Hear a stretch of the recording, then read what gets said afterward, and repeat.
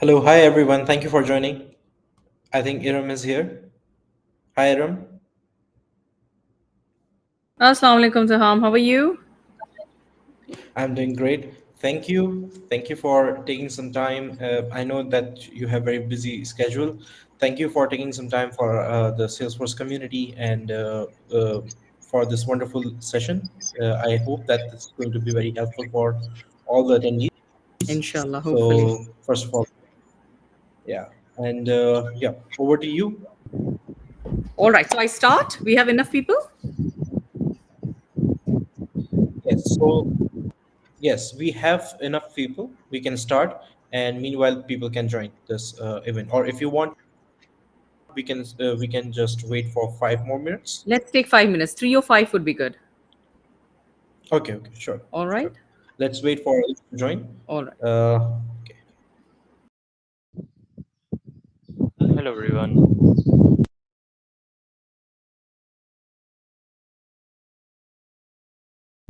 Hey, Hassan.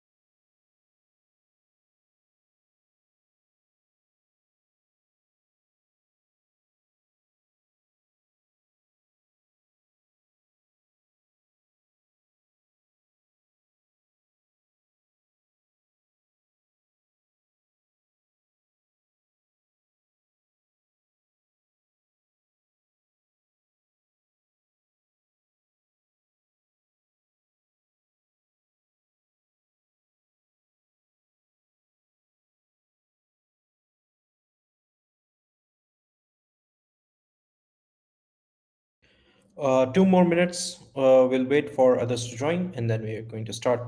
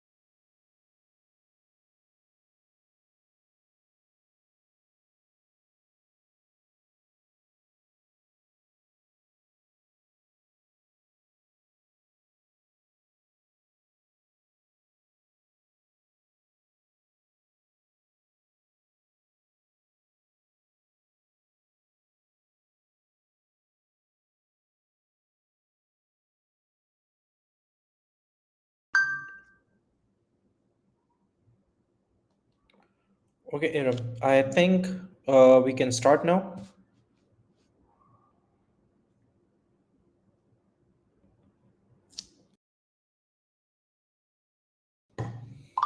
All right. I Can you think hear me? meanwhile, Erum. I'm right here. Let me start sharing. Okay, we can see you. We can hear you. Okay, so I have this presentation. Let me do the entire screen. Doesn't give me the option of PPT. Why is that?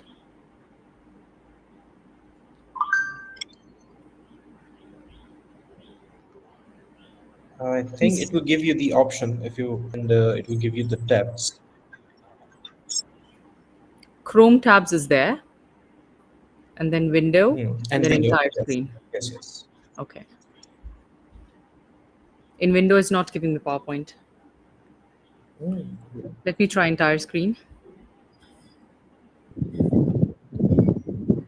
I think it won't have access to PowerPoint. You would have to go with the entire screen. Can you see my screen? Not yet, Erum. So it's not giving me access to PowerPoint, it means. So can you do full screen? I did full screen. Okay. So in full screen, also entire screen, when I'm clicking, I've changed my screen. Tell me first, can you see my screen right now? Not yet. We can do one thing, Iram, that will work for sure. Download that PPT and open up in the Google PPT something, the Google app for slides. It might work over there.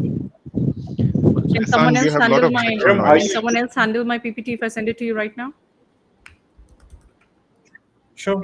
Okay. Share it with us. Taham, I'm sending it to Any one you. of Yeah. us can. Okay, great. And are you using MacBook MacBook. or Windows uh, MacBook? Okay, so maybe you have to give the access. You need to allow the because from the system Okay. to access the baby. System preferences. Okay, yes. Hmm. System preferences.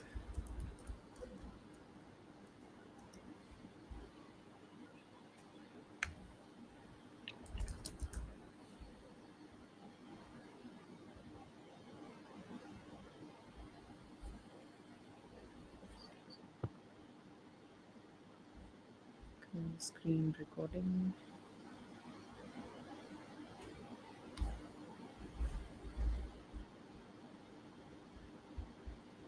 Okay, apparently it's not allowing me to give the access. So let me send the file to you, Taham. You'll have to help me out, Sure, sure. or you can forward it to anyone else who can share. Yes.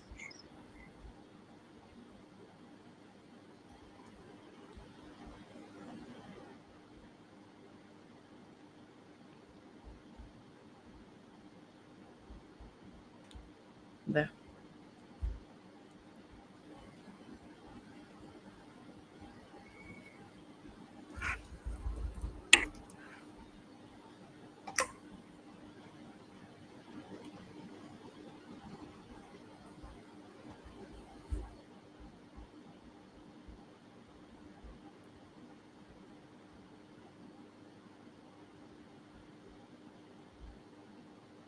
You can see my screen now.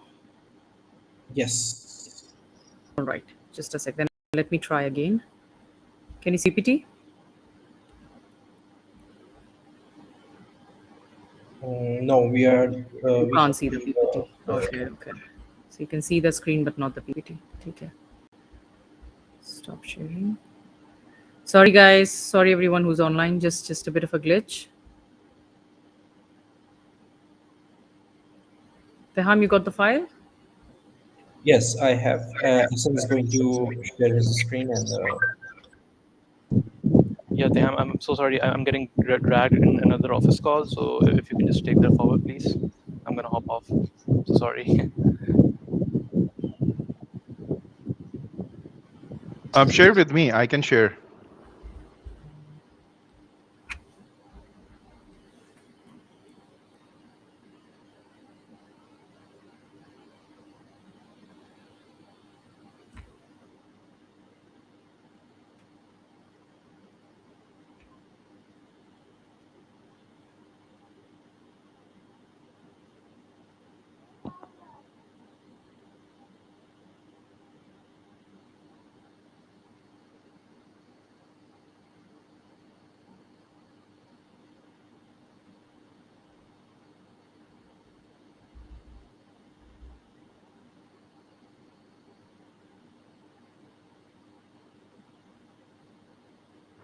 Just give me a minute. I'm just downloading the file and sharing it again. Sure. Thank you, Badar. No problem.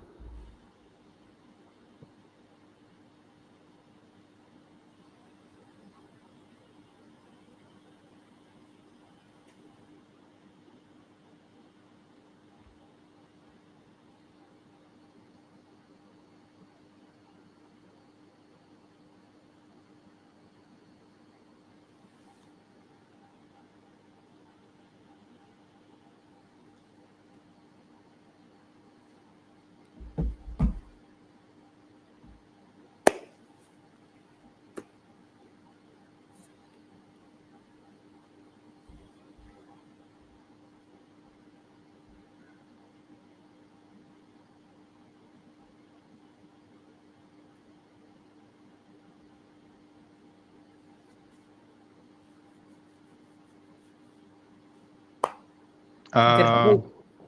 is it there? Yes, it's here. It's here. Let's put it full screen. Thank you Okay, so much. no All problem. right. So, everyone, welcome. Thank you. I'm very excited to be part of the trailblazing community here of Salesforce. I have been part of your Islamabad event, and since then it has been, and before that also, I was also with Oran. I've met your team before. So, it's very exciting to see the kind of community work you all are into and giving back and learning from each other.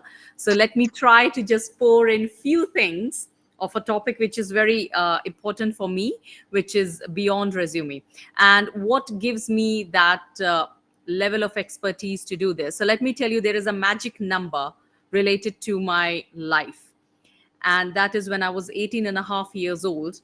I stepped out to look for a job.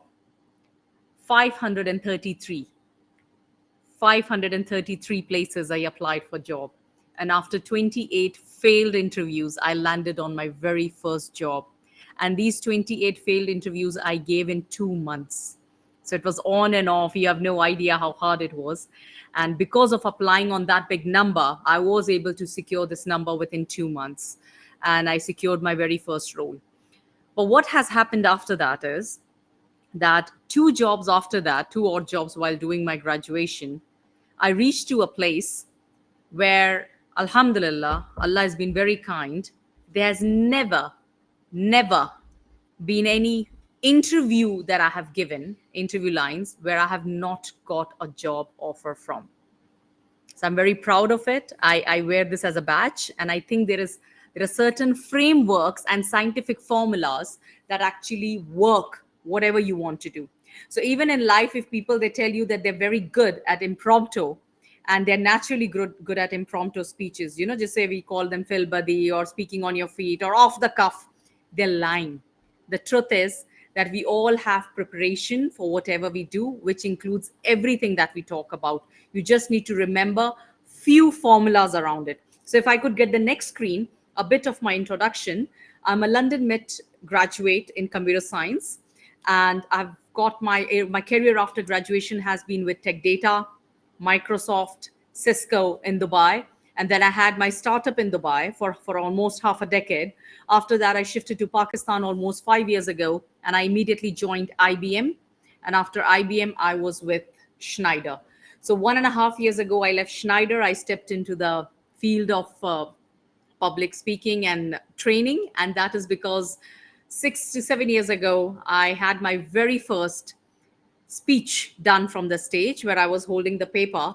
And in 22, 20, 23, 24 tenure, I was the national winner of multiple categories in Pakistan. In 24, 25, I was again the national winner title of Pakistan, and also globally third place winner worldwide for video speech contest. I have 62 awards from 5 countries, and now I've been completely focusing on capacity building trainings and working with youth, women, empowering people in whatever capacity they are in leadership and communication. Can I get the next slide, please? Badar, you're with us? Thank you. Yep. A bit around that, my startup's name was Fix on Click, and the portfolio that we use, the organization under which have done my public speaking contest and records, it's called TMI, and I'm also certified in presentation mastery, effective coaching, and motivational strategies, again under TMI. So if you could go next, Badar, thank you. So let me start by breaking an ice. And I want this to get a bit interactive. I want everyone, could you just try to use any of your emojis first of all? Can you use emojis over here or hand raises or try putting up a message in chat? Anything which shows me that you're awake? Participants here. Do we have emojis here? It's a very boring platform, by the way, Teham. Hi, Mohammad Arsalan. Good to see this. I need some more messages over here. Hi, Amrina. Saneh, how are you? Ramiz. So Saneh was my teammate in Salesforce hackathon, and we won that, by the way, very proudly. Good to see you, Saneh, here. Teham, great. So I want everyone now to give me, now I need to see your answers here.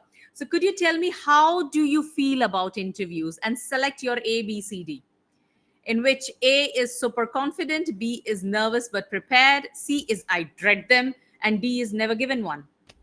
So I could see B's, D, B's, A is there, Sneh is there.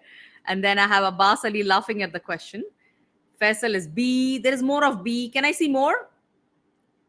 All right, so I could see more. So it is nervous, but pretty prepared, which means that you know the key, that you actually work on some of your traits to beat up that nervousness. And that is, by the way, the key. We all are nervous. And let me start. Let me start by telling you something. Do you all know about Tony Robbins, right? It's world's number one public speaker, number one. And Tony Robbins, before he goes to the stage, he actually has this small trampoline with him, and he jumps on the trampoline before going to the stage. And do you know why he does that? Very good, Ramesh. So he does that because he fools and tricks his mind that whatever is happening inside him, due to that nervousness of seeing 3,000, 5,000, 7,000 people in front of him, that nervousness is not because of that fear. That whole thing that's happening in his body is because he was jumping on the trampoline. So he fools and tricks his mind. So we all get nervous. We all get, what do we say? Tange kaping, kya kehte hain? Kape tange, whatever. We all feel nervous. We all feel shaky. We all do get, palpitations and some, lump in our throat while we're about to talk. But we need to find our tick that what works. So everyone who's on B, congratulations, that you know that you're nervous, but you go prepared and you give a shot that, I'll do my preparation, and I'm sure the nervousness would be left behind. Can we get to the next slide, please? So in this agenda, we are going to cover up 4 things. One is before the interview, understanding the process, that while at the interview, what do you prepare for that interview, the interview, and after the interview. All right. So next, please. And we are slightly on schedule. So let's see how this goes. Now, I need you all to be interactive with me here because we don't have polls. This is a very boring platform. So we are going to try to use more of the chat. So what's the most important reason to research a company before an interview? What do you think the answer is? A, B, C, D. Is it the salary package? Is it the company values and culture? Is it the number of employees, or is it the number of office locations? And I will not blame anyone if anybody is going to take an answer, which is Ramesh, very nice. It's all A, B, D. So that's salary package, B, C, D. All right. So one of the reasons, the most important reason to research. So the question was to research. Why would you research a company before an interview? The research is for the company values and culture. I have seen people, and trust me, with my experience of 17 years in MNC in entrepreneurship, I have seen people on amazing roles getting amazing salary, but trust me, the perk only lasts for 1 year, and then the culture and the values start kicking in, and you realize that where you're not exactly valued, and when there is not very ethical vision of that organization, and it clashes with your vision and your culture, then the salaries and the number of office location and how big the organization is, it doesn't matter with time. These are all the perks. But imagine you're sitting at home, you don't get an office space, there are no locations, the salary is good enough, but the values and cultures are so amazing that you want to grow in that organization. So always, whenever you do the research of the organization, it's very important that you understand what is their vision, why did they start this organization, what is the culture in the organization, what happens when a female employee wants to go on maternity leave. So, do they let her go off, or do they actually help out with the maternity perks? What happens if any colleague's son is unwell or going through some, medical some situation, and how did the organization behave in those 1 week or 2 weeks of time? And these kind of researches are very important to understand what culture they come from. Where do they make money? Do they make money by actually over the top, or is it really the value that they're offering? So it's important to know what values and culture the organization stands with. So can I get the next slide, please?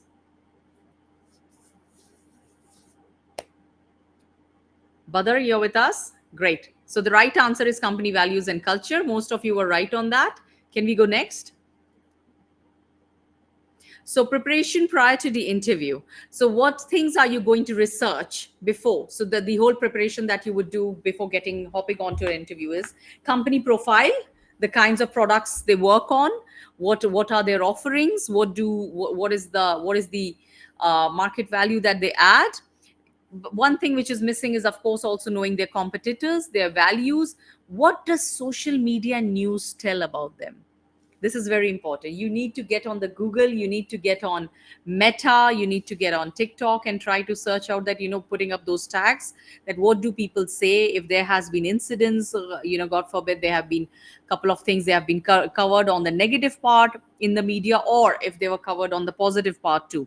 And what is the general vibe? So when you look on LinkedIn, when you look up for them on LinkedIn, you need to see the people who work over there, and the kind of talks they do, the kind of posts they put. What do seniors put? What do juniors put? What does mid management put? What is the vibe of the organization? Do they have a lot of events? Do they take care of team? Do they take care of trainings? Are there people who are posting up, writing that they have been appreciated a lot, they have been winning things, or they have been very healthy competition? So the general vibe is very important to know before you get on the interview, and this is your own research. And what usually happens is that once you're having your conversation within the interview, there might be a point where you give a referral of something that was done recently. Probably they were covered in one of the news, and you would say that congratulations, you got the award of the year for so and so thing I just read in the news. So it's important that these kind of research has to be done pre-hand. Why someone would research for the number of employees? I did. When I was getting in Microsoft, I did check how many employees they had in Dubai office. I was very interested that, what is the big number? Because I was with Tech Data and there were 100 employees, and it was an amazing bust to get in an organization of 100 employees. So I did check on Microsoft that how many do they have, and they had 600 at that time. So I think it's a personal thing to do, but that didn't really affect my decision. But then it made a difference for me at that time. So I hope I've answered your question, Amreen.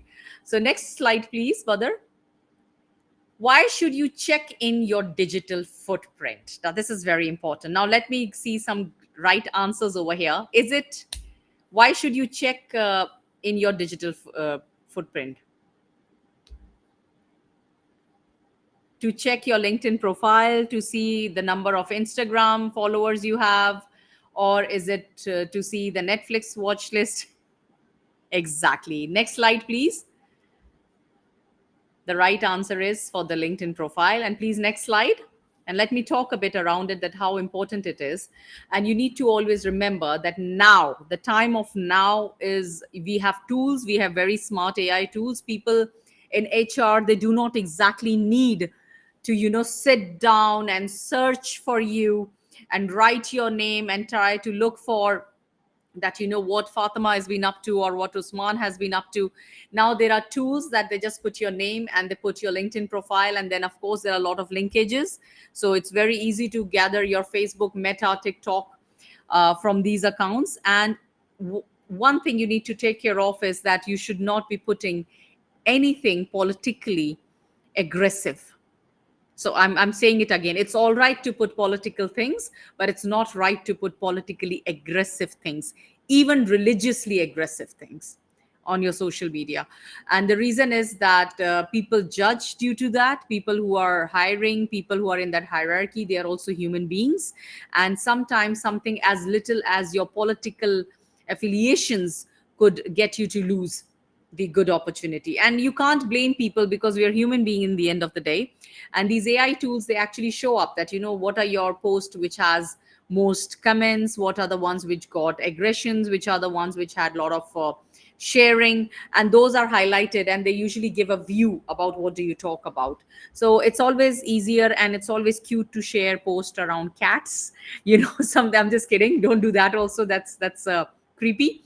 Not too much of cats, but then try doing something which is very natural, follow up things, share motivational stuff, share things which are related to your profile, education. Use social media for, especially your LinkedIn and all, for the reason what it's been made for. So first thing you need to do is you need to Google yourself. Do it in your normal browser, do it in incognito. And in fact, now everybody has been using their OpenAI pretty openly for the last 2 years or plus. Go to chat gpt, go to Gemini or whatever tool you're using, and try to write saying that, what do you think about me when you look at my these links? What is your overview about me? Is there anything that feels aggressive or too stubborn, or shows my personality as XYZ? So try to have that look also. And you should always remember that your online persona, how does it look with the resume? So in your resume, if you're writing words like, I'm team player, but we can see that on LinkedIn, you're getting into, these aggressive discussions around some post. And you're writing about that, I'm very creative, but there is nothing creative that you have been sharing at all. You don't write any blogs. You didn't write anything which shows that, you attended an event and then you came back, you made a video out of it, or anything of that sort. You wrote something out of the box. So whatever you write in your resume should be your online persona too. There should be a vibe of it. Apart from that, you need to understand that your pictures and your public profiles are open. You cannot blame people if they stalk, if they try to check your background. It's their right to do so. So is the social media. So if it is open, it is open for everybody to see. So you need to understand that whatever you're putting online, and if it is public, then of course your recruiter and the employer might also be having a look at it. So if you do want to have a life where, like most of us, we had millennials, we did have that we would put pictures for our relatives and family, then keep your profile locked so that only your closed people can watch it. And of course, on the locked, it does save. So whatever is under a locked profile is not usually published up on Google. So I hope if you have any questions, please put in Q&A and I'm going to answer as per that. So can I go to the next slide, please? And okay, by the way, just hold on. I want everybody to write in here that what's one thing you recently Googled about yourself or on your social media presence. What did you see? And if you want, I can give you 30 seconds. Just open up Google right now, write your name, and what do you see about yourself? What shows up? Let's take 30 seconds. I want you to do it right now. Badar, can you do it through your phone? Because I've hijacked your system. Sure, I can try. So if anybody has Googled and got some results related to them, just write it down on the chat.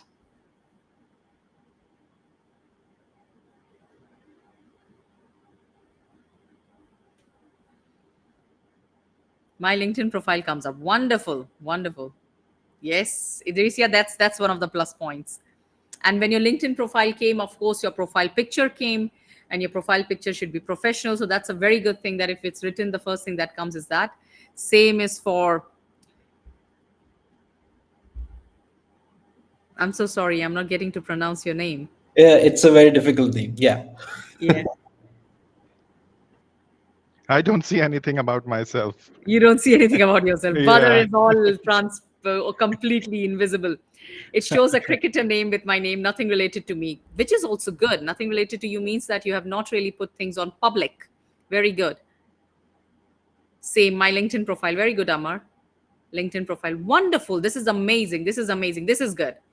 So this is a very mature and Instagram driven post about my event. Yes, and so this is good. So this is good news. But if anybody's seeing their Facebook, their Meta, some TikTok post, maybe the post which you shared, your name, anything of that sort, just go back over there, change the privacy settings for that, make it private, and remember that this is very important to have your public profile as a professional profile. First time searched myself. Ramiz. Okay.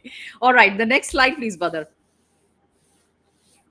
So please keep doing this. After every few probably weeks, have this habit of Googling yourself on your normal browser and also on incognito. And sometimes you can Google by just writing your name and your university name, or your name and your company name, and see what shows up and feels good. Yes. So preparation prior to the interview, what do you need to do? So we are talking here if it is an online interview. So right now we did something which was around the company and everything, and now it is your preparation personally. So you need to remember your connectivity is your responsibility. You need to remember that. So if you're getting disconnected, see, sometimes, most of the time, by the way, when I have met people online, I have hardly met someone who's rude enough not to understand. But then you need to be prepared. You can't really have those high expectation every time. So you need to remember that if there is a connectivity issue, you're having a very important interview, request the people in your house to just disconnect for 1 hour. Just let them know that, mama, baba, or whoever you're staying with, your family, that, please, I'm going to get on an interview, I'm going to be on video, I want you not to watch Netflix for 1 hour, or not to get on YouTube. And give them some papers and pencils and ask them to sketch. I'm just kidding. So just ask them, to give yourself a free 1 hour, and people disconnect from their devices. I do something pretty mean. I change the password when I have very important event going on. So I change the password of my Wi-Fi, and I let everybody go to the park or swimming pool. So I'm like, don't even stay in the house. So right now I have locked everybody upstairs.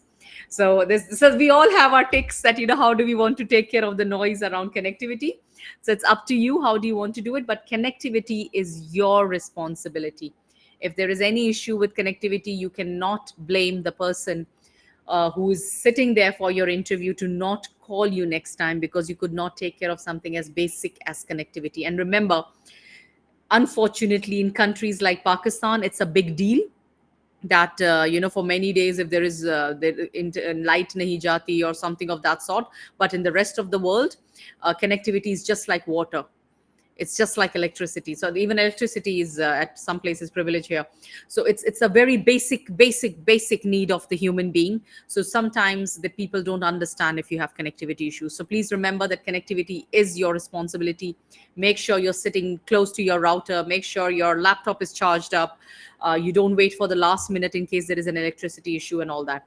Camera and mic is your responsibility. You need to make sure that your camera is working, it's connected. You need an external mic, internal mic, anything that works best. You do your testing before the call and make sure that you're giving the best of it.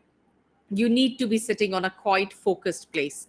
So at times, there are some little things behind you that, okay, that is just showing you as a personality. But too much of noise, maybe a window which has a lot of outside view, maybe people are walking behind you, you need to make sure that none of these things are happening, so that the listener or the person on the other side doesn't get distracted.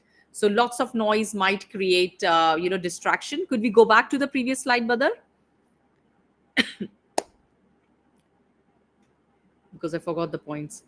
Badr, can we go back to the previous slide? I'm on the previous slide. No. Okay. Yeah. Thanks.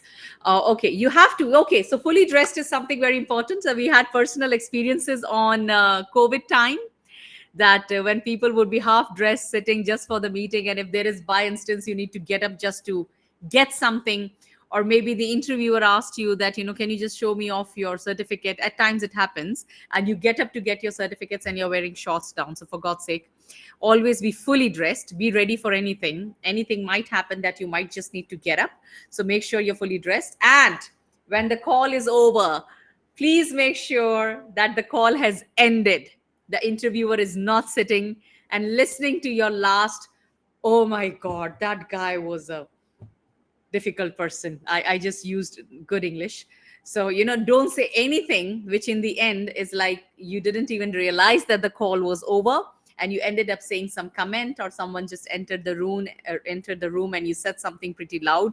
So make sure from your own fingers and hands and eyes that you have ended the call before you could give out any sigh of relief or anything. All right. So can we go to the next slide, Badr? Thank you. Here, so I hope if there is any question around it, please write down. I'm going to address it. If it is small or quick, then I'll address it right away. Otherwise, I'll hold it till the end. Now, if you're doing an in-person interview, these are some very basics, but then just a reminder for all of you, your dressing is very important. Very important. You need to show that you're excited for the job. And when you're excited for an event, you always dress well. So they have to be clean clothes. They have to be, it doesn't, nobody's asking you to buy something new, but at least they have to be clean. They have to be tidy. They need to be pressed. It's very normal that you might be coming from a particular transport, but then wear a jacket over it. Make sure that it's clean. You have to be punctual. So what happens when you reach an interview or a meeting on time? Can I get answers on the chat or unmute? What happens when you reach in a meeting on time?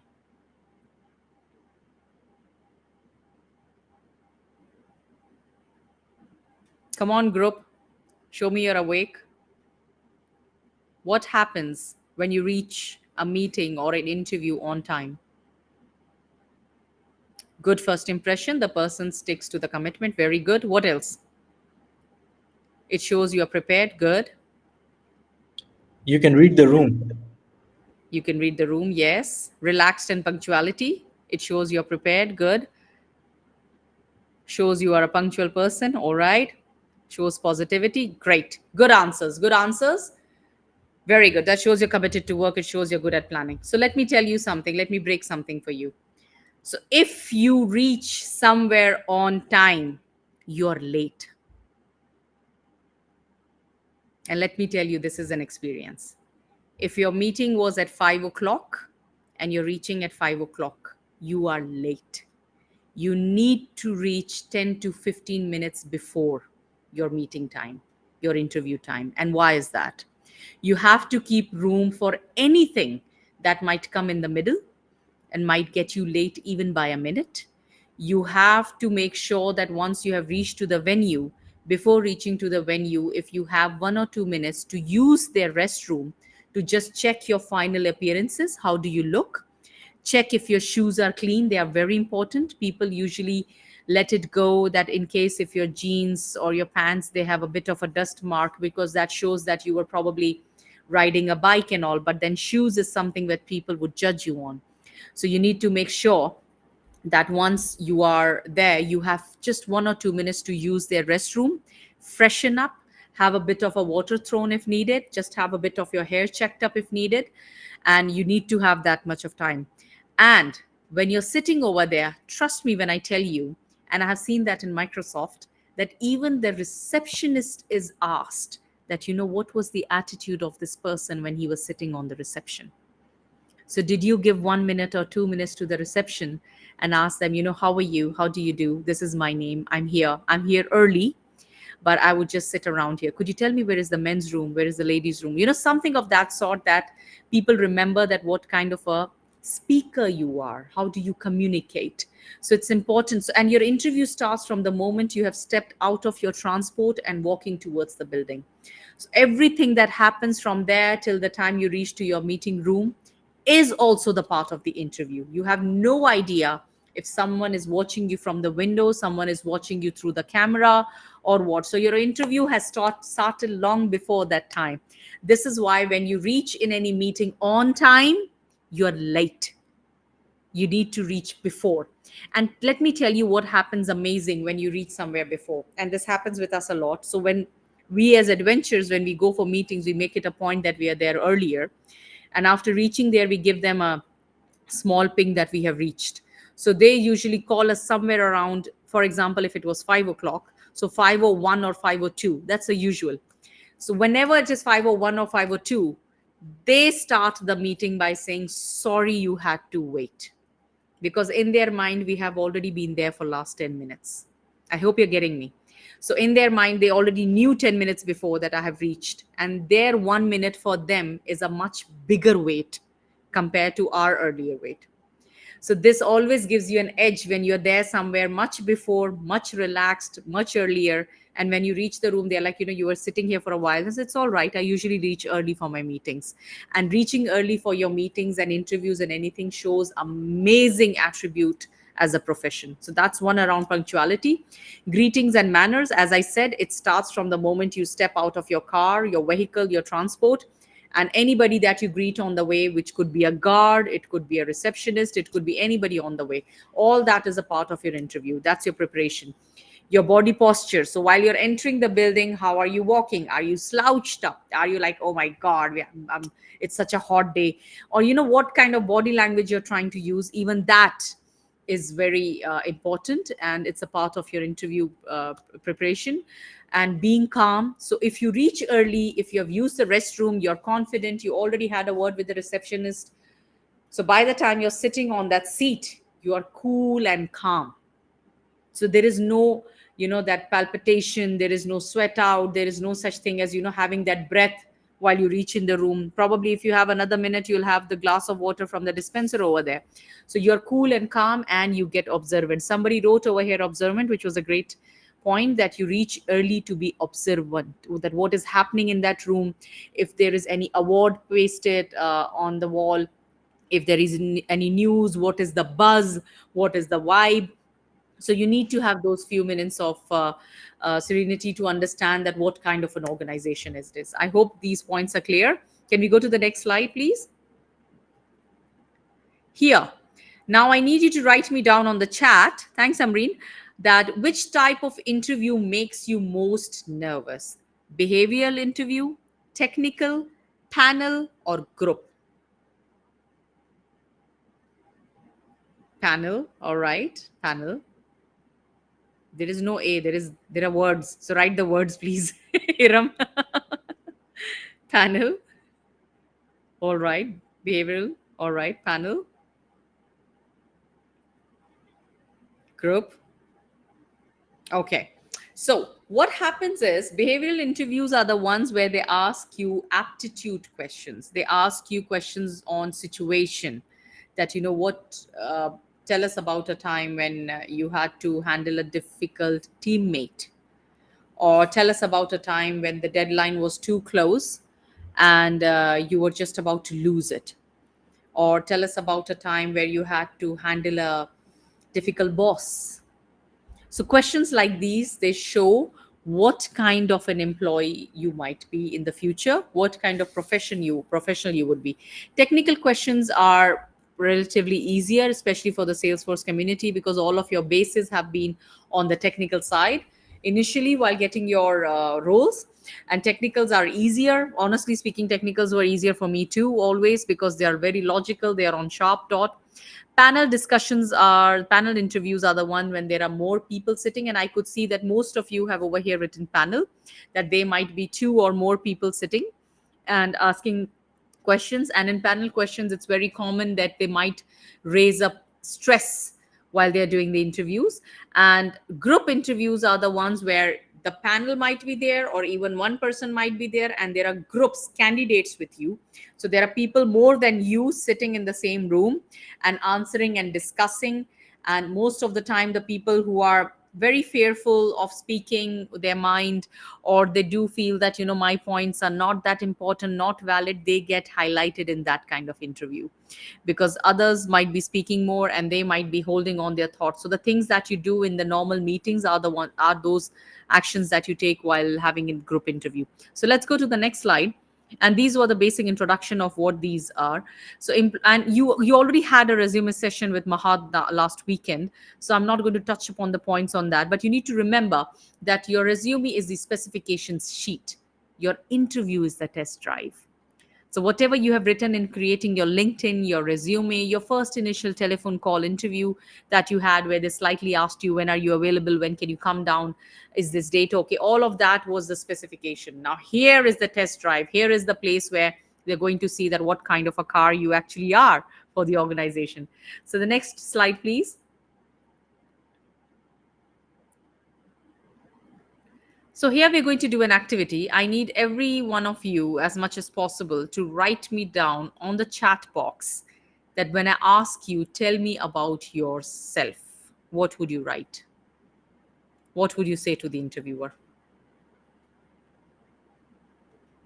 And no chat GPT, please. If anybody wants to unmute and share it vocally, that would be great too. Mansoor, do you want to give it a shot?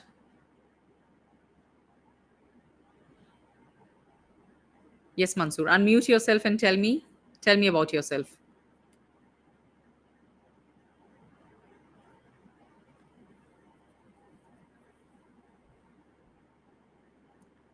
Can Mansoor unmute? Can we unmute Mansoor, please? Mansoor Ahmed. Mansoor, you have the presenter rights. You can do it yourself.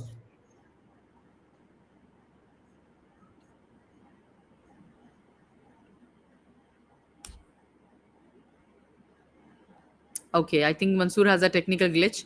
Amreen, you want to give it a shot? Amreen Shahid?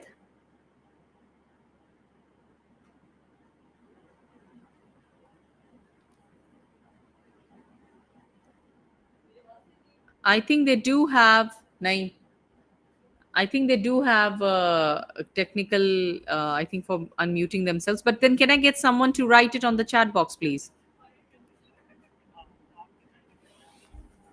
Write me, tell me about it. I'm not going to move further. So if you think that if any activity I'm not going to get a response, I'm going to stay there because that means that's your weak point. And the whole idea of me being here is to get you to work on your weak points out here, regards to interview skills. So you need to write it down to me on the chat box or unmute yourself and share. Tell me about yourself. The very first question that you get in an interview. First, I tell my complete name, brief about my qualification and institutions. All right. Nothing. Mohammad Arsalan, you can't do that. So here is my name. I am Salesforce developer, 2+ years of experience. Wonderful, wonderful, Sunay. Very good. Name, experience, intro on working projects, intro, next, aim. Okay. Anyone else? I hope you have seen my resume. I don't have decades of experience in working as, I do have decades of experience in working as project manager. Okay, not bad.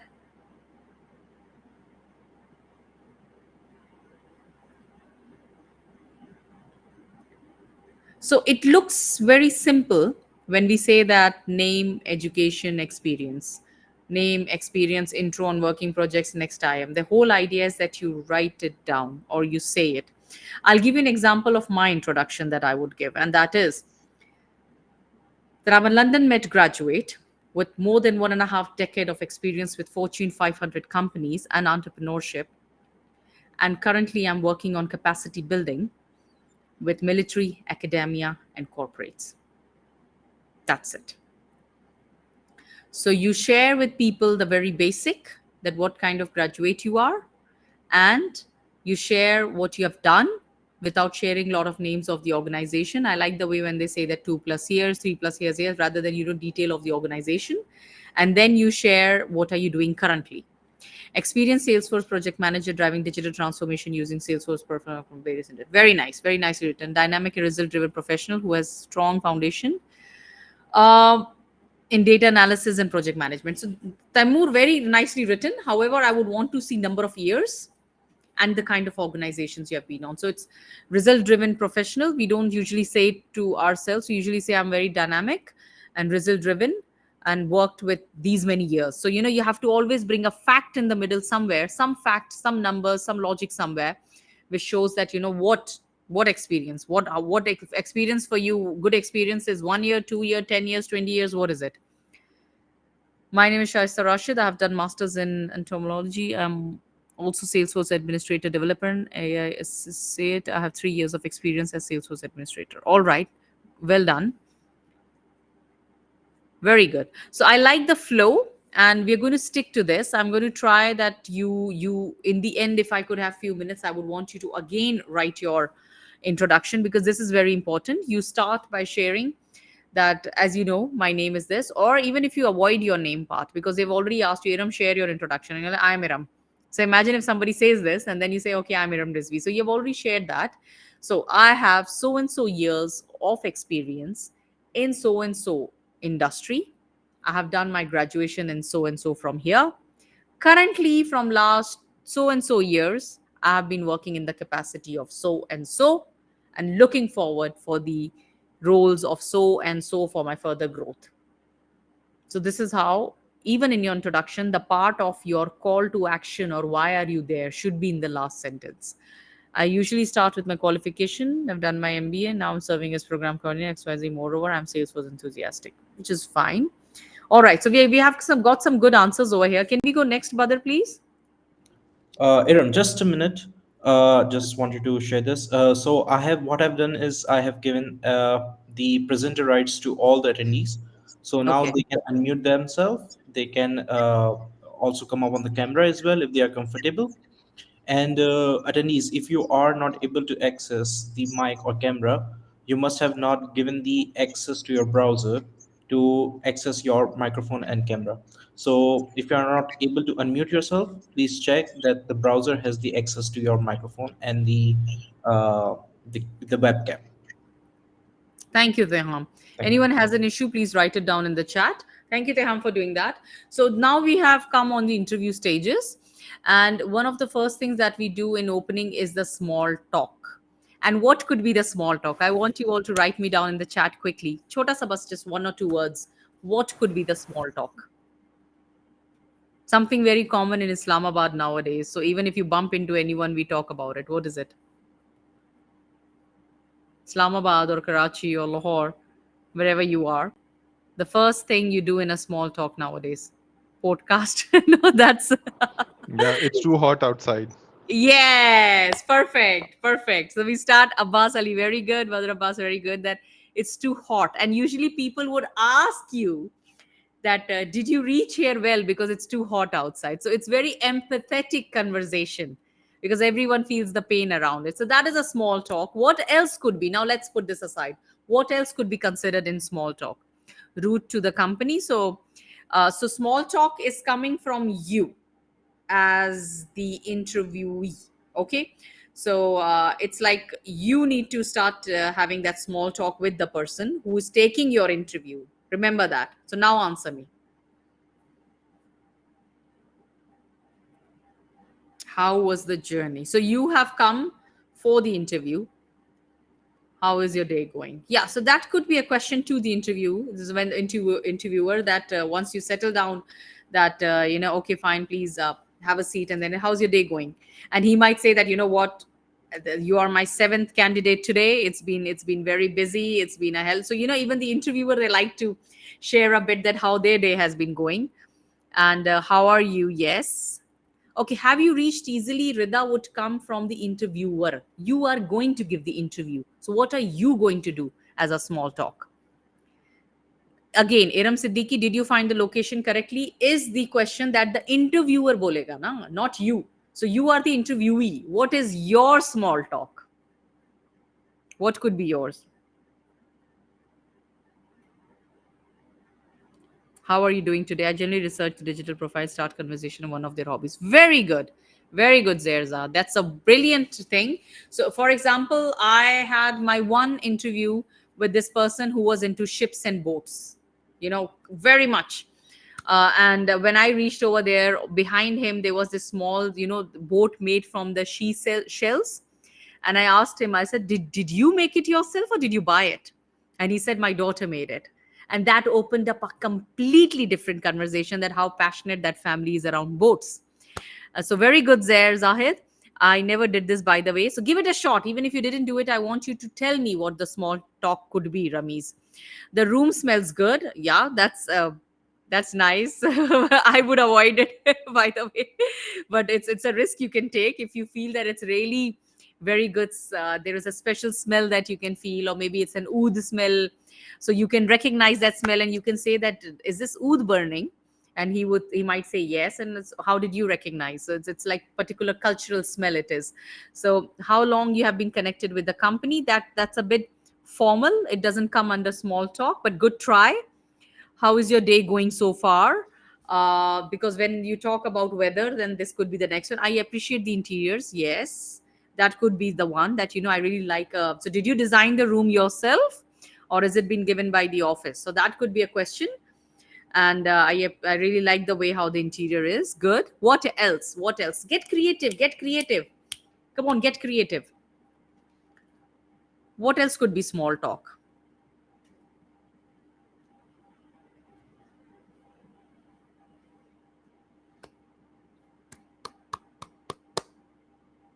All right. So some of you have reached there. I like your shoes, by the way. I do appreciate someone who dresses well. Okay. So it's a vibe that you would feel, that you could say that. So if you feel that the vibe is there, that you can talk about their shoes, then that's good.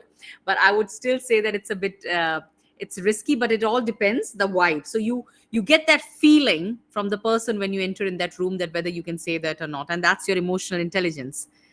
Can talk about the awards. Very good, Ramiz. So if there is something kept in the room, any award, any trophy, anything which, see, remember, when someone is keeping something that they're proud of in their office and not in their home, right? So at their home there are families and relatives who come and see, but this means it's really very pride for them, so they have kept it in the office because they want to show it to the professional community.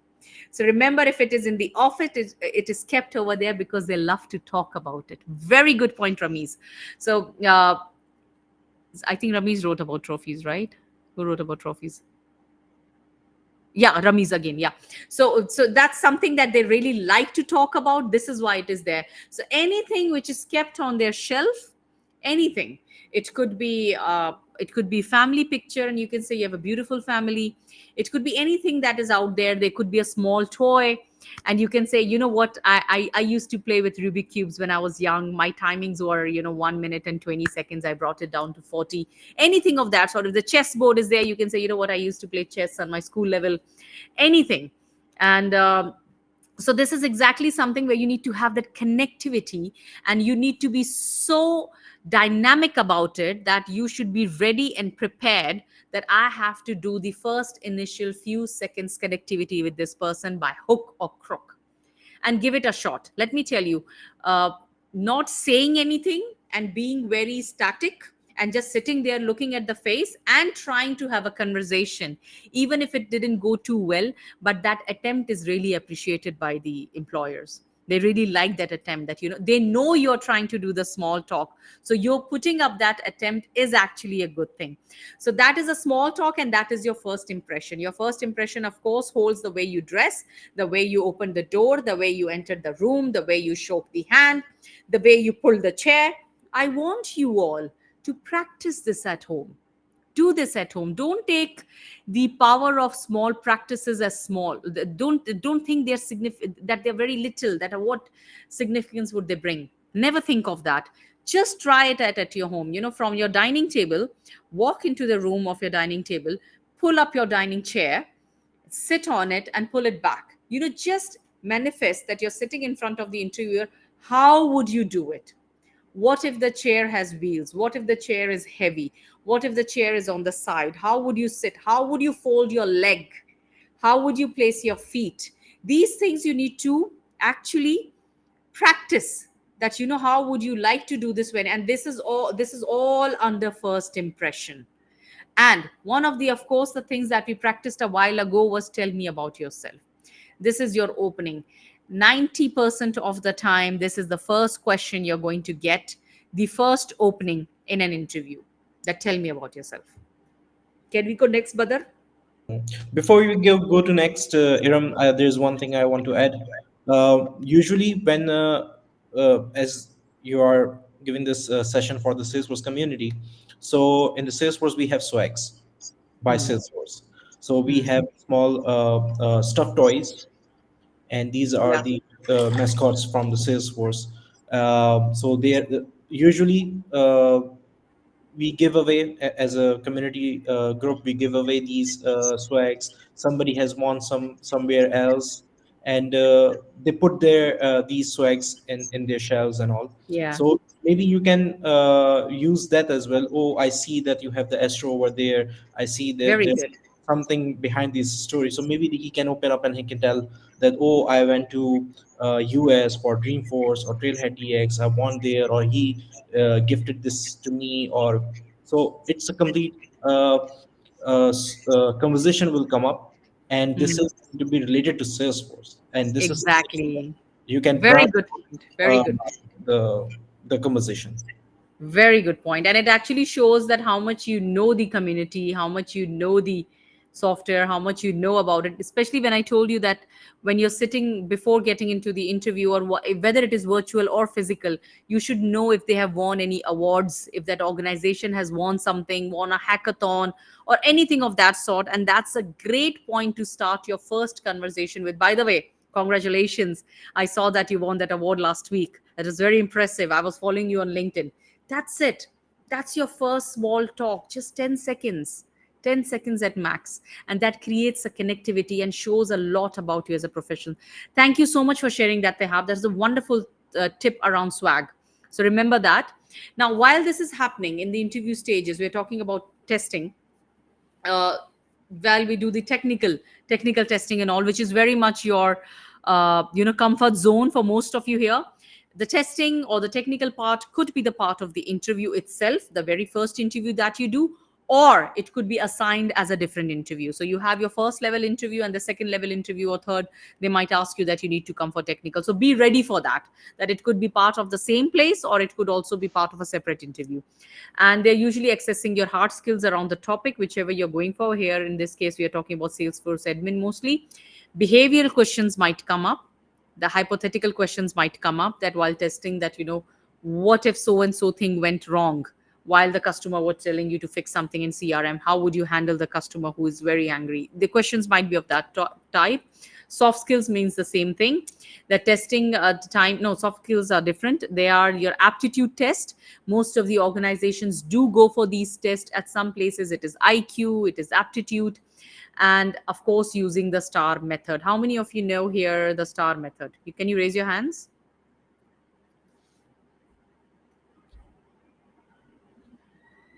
Okay, Mohammed Taimur.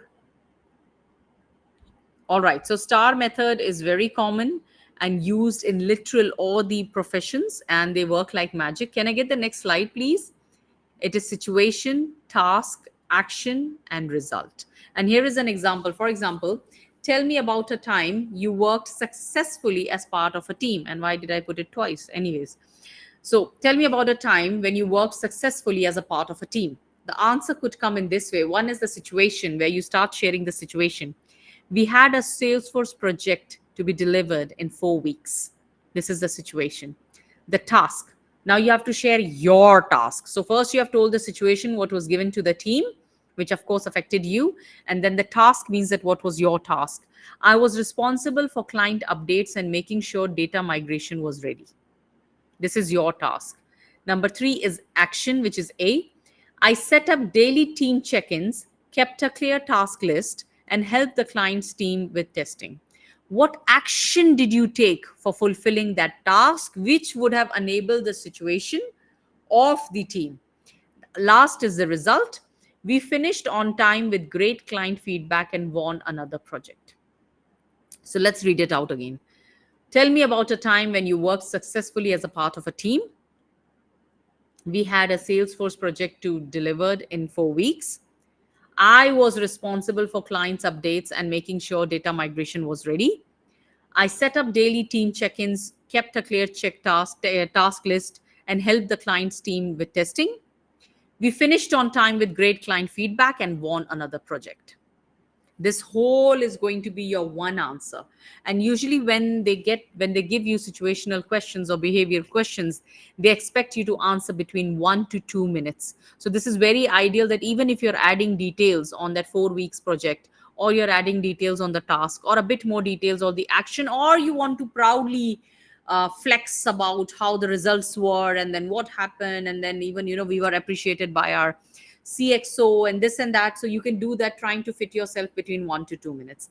Does this make sense? I need to see a bit of comments on the comment box. Does this make sense, the star method?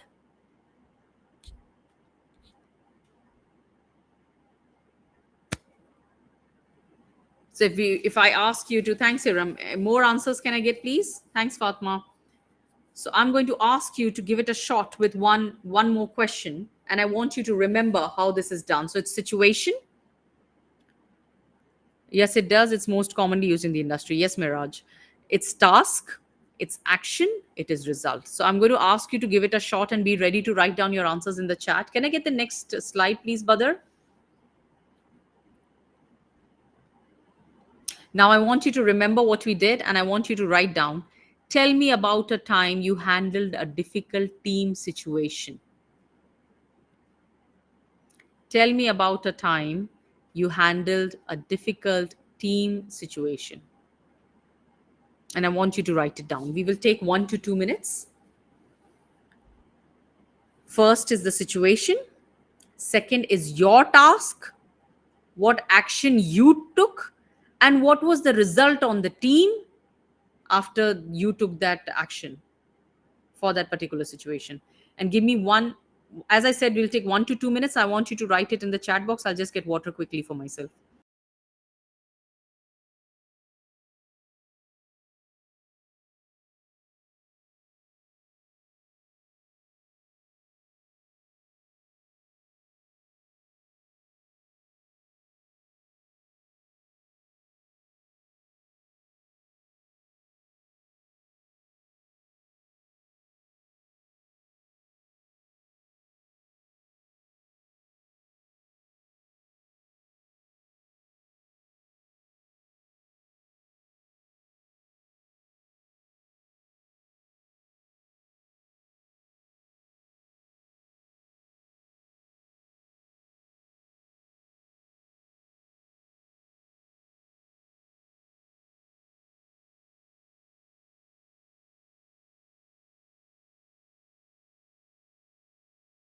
Sorry, I was mute. So, very good, Miraj. Water leakage in the data center.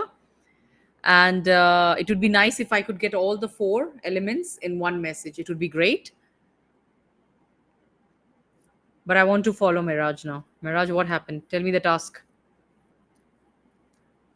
Everyone. Eram, Fatma, Sine, Arsalan, Miraj, Amreen, Arsalan, Temur, Ramiz. Come on, start writing. This is non-judgmental training, completely non-judgmental. This is not your interview. This is just to get you into the practice. Give it a shot. Come on. Great, Iram. Around a year ago, I had to manage a junior resource in my team who was naughty and deleted the DB tables just before a day of deployment. I conducted a one-on-one meeting with her, tried to diagnose the reason. After some conversation, she told me she did intentionally because her task wasn't ready for the demo. All right, I need you, Iram, to write me one result in the end. We eventually solved this problem. How? So we went on working round the clock and we made sure. Very good, Iram. I'm waiting for you to write me ki ye fix kaise hua. You know, there has to be a positive thing in the end. Brilliant, by the way, brilliant. It is exactly handling a difficult team situation. Ramiz, we have been facing greater time lead issues. So, given a task, reduce that product. No, Ramiz, write me properly. I need situation, task, action, result. Give it a shot. Force yourself. I'll take another 2 minutes. Force yourself to write me down just one. मैं इसके अलावा there is nothing else I'm going to ask you where you need to get too creative. I want you to force yourself. Tell me about a time you handled a difficult team situation. Write me the situation, task, action that you took, and the result that affected the whole team. Come on, Ramesh. The same thing you have written to me, I want you to write down in the whole message. Miraj, I'm waiting for you. Can you hear me? Yes. Okay, I think I'll probably talk about it. It is during my when I was working as a project manager at IBM UAE. So I was the service working for a global client, and usually it doesn't rain in UAE. So, but at that particular time, it rained quite heavily. So I think the data center was not equipped to handle the additional water. So then, as a SDM, I had to communicate with the client as well as the senior leadership at IBM, and then basically engage the relevant team to make sure it doesn't reach the water doesn't reach our clients' shelves, if you will, racks. So, and then obviously we were able to communicate and make sure that we don't breach our SLA. So that was the overall situation I handled along with the team. Great. Miraj, very good done. I want you, if you are able to write now, otherwise, I want you to write it down as a task. Uh, get very specific around the question. It was a time when you handled a difficult team situation. Team means it Okay. is behavioral. There is a difficult team member. Just like how one of the situations we saw here, that's, someone deleted the DB. So it's around that team situation, and in that team situation, what was your role around it? So I want you to give it a shot again. If we have time, I will listen to you. Let Okay. me try reading. But very well done, Miraj. Attempt was very good, but it could have been another question. Our deployment guy left the company in an urgent moment. I jumped in and learned that the new DevOps tools, and we planned this solution accordingly. Delivered the project deployment on time. Client was really happy. It was on time delivery. Very good done. Very good. Fatma says that as I'm beginner to this field, I don't work yet in this field, but I teach in the school where once there was a lack of teacher and there were classes where there were no teacher, and I managed by cooperating with two teachers and planned this way that there was no class without a teacher. Very nice, Fatima. And by the way, whenever people ask you in the interview that tell about a time when you handled a difficult situation, tell about a time when you handled a conflict with the boss, tell about a time when you had to have a difficult conversation with a close friend, but then it was a departing message, something of that sort. People are not exactly looking for Salesforce only. They just want to see that you have done it somewhere or the other. So even if it is your education or academia related, have this prepared. And this is a beautiful thing what you have just said over here, but write down what was that planning, that what was the plan that you did, that there was no teacher, there was no class without a teacher. So well done over there, Fatma. Situation: the client's market cloud account was about to expire in 3 days. One of the key automations needed to be moved to Salesforce urgently. Okay, Rida, I want you to write me down the whole thing. Having one-on-one conversation with your team members will help manager to establish relationship with employees. Given enough time to the employee for the task completion, show empathy to understand the challenges, the outcomes. Sorry, Iram, this looks like you're talking as telling me rather than sharing your answer as you. So this is more of explaining. It's not exactly the answer. Tell me about a time you handled a difficult situation. Yes, you can. I would love to know how do I pronounce your name. Yuvo, you Yuvo, please. So you can come on the mic. You can come. You can unmute yourself. During our in-person training session, the city situation suddenly took a turn for the worse, and we had to cancel the training. As a program coordinator, I took the charge, pushed out the necessary messages, emails, working closely with the tutor to successfully transition the training session from in-person to online, which resulted in a great training session, and we got 80% good reviews after that from the attendees. So very well done, Arsalan. Very well done. I like the part of action, the task and action that you have done here. Yes, please share your answer. Yuvo, can you please? And how do I Hi. pronounce your name? You can call me Vuyor. Vior. Okay, Vior. Tell me. Yes. All right. So, it was during the program that I'm currently in right now. So, I'm in a workforce development program, training in Salesforce. So, my team and I had like a project that we need to do.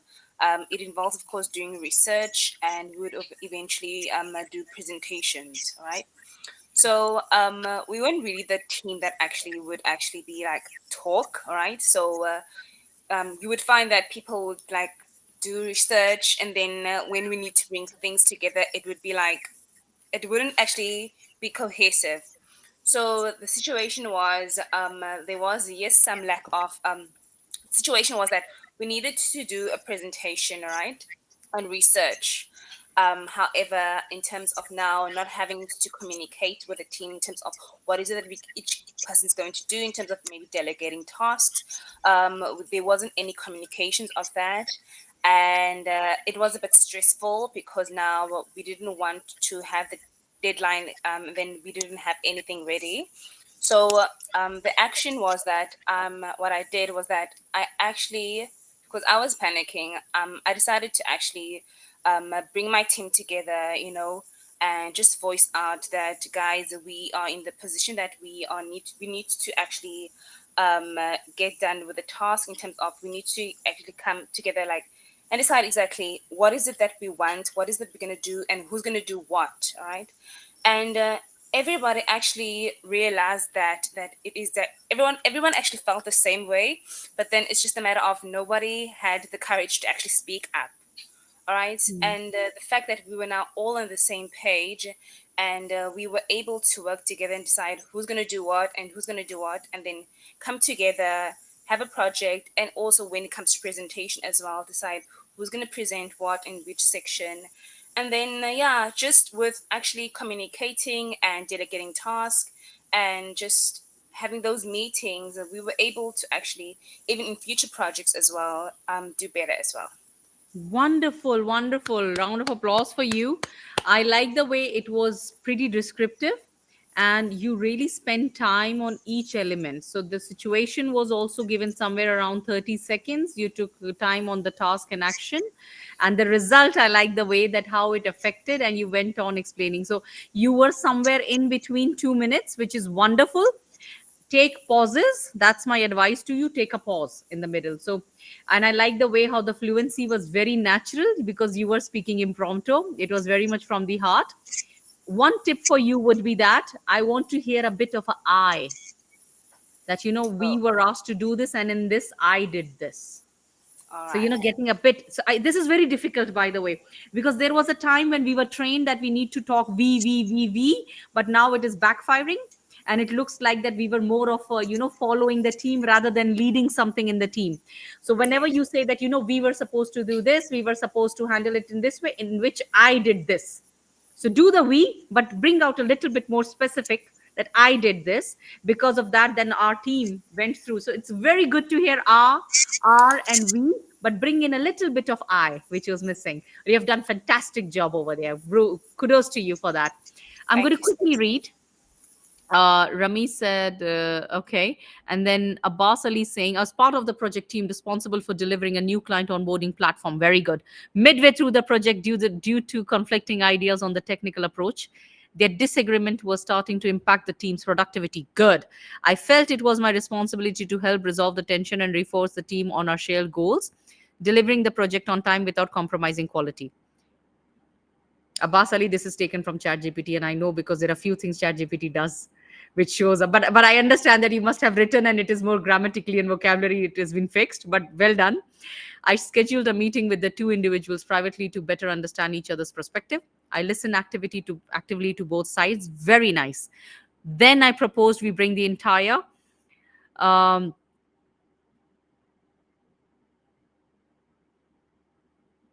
okay, together to collaboratively decide on the direction, usage on the correct person, and ensuring that everyone has a voice. Very good. The team reached a consensus that Ben both amazing. This is amazingly written. So very well done. Very well done. This is if this is the way how you're going to answer, this is amazing, amazing. So I think the team has got the idea. I could see some very nice answers and some good references over here. Well done, Abbas Ali here. Couple of you have done amazing job, and some of you are emerging towards it. But the point is that give it a shot, have some answers written, check with ChatGPT that is this okay, and have them tailored. Ask ChatGPT to give you, as per your role, give you 10 such situational questions, which where you can implement the star method and make sure that your answer is within 1 minute. Because when you prepare for 1 minute in actual interview, you go towards 2 minutes, and then have those prepared around. But they should be, the answers should be your real life answers. The questions could be given by the AI, but answers have to come from you. And when you're telling the truth, when you're telling the details of a situation that has actually happened with you in real life, people see it. So remember, the interviewer clearly sees it that you're telling the truth. So try having your real answers over there. So thank you so much. Badar, can we move to the next slide? And for all of these things while you're doing, remember that the most two important things that makes the biggest impact is your effective communication and your non-verbal language. Your effective communication, can anyone just write down to me, or everyone can write it along, what are the elements of effective communication? What are the things that comes under effective communication?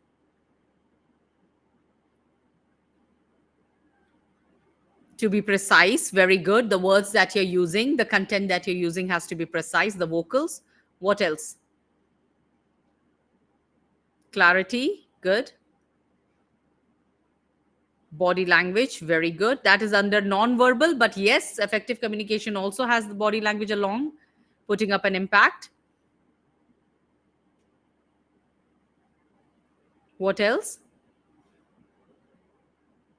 Active listening, listening clearly to the question, listening to the intention of the question, and then answering. To be specific and on point. Very good. And when you listen clearly, You take your few seconds and then you start responding. And that's how it comes. That effective communication has many elements, out of which in interviews we use being precise, being concise, being to the point, listening actively, and answering in as short span as possible, depending on whether they want to hear a longer answer or do they want to hear a shorter answer. Now, what is non-verbal language? Write it down to me. Non-verbal language, eye contact and emphasis on the right words. That's the mix of its in. So eye contact, and of course the right words is effective communication. Body language, yes. What? Give me, break it down to me.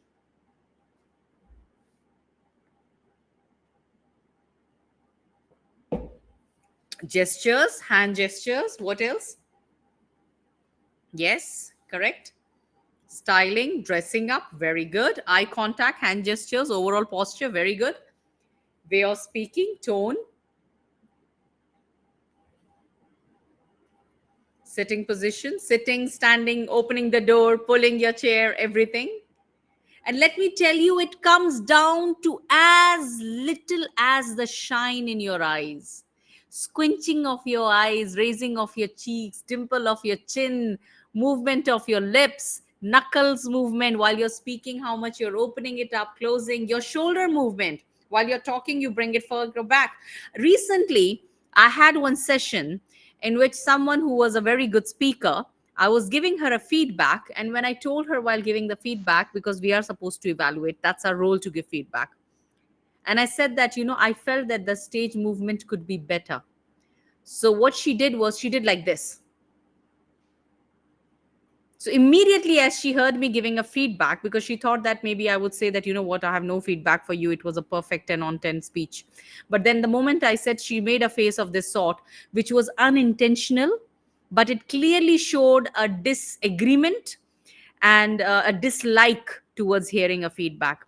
So there are some natural movements of eyebrows and eyelids. And sometimes I had one boss in Microsoft whose ears used to move when I used to give him a good news. Amir Sheikh. So he had no idea that I caught him doing that. So we have all of these expressions that show that what is going inside us.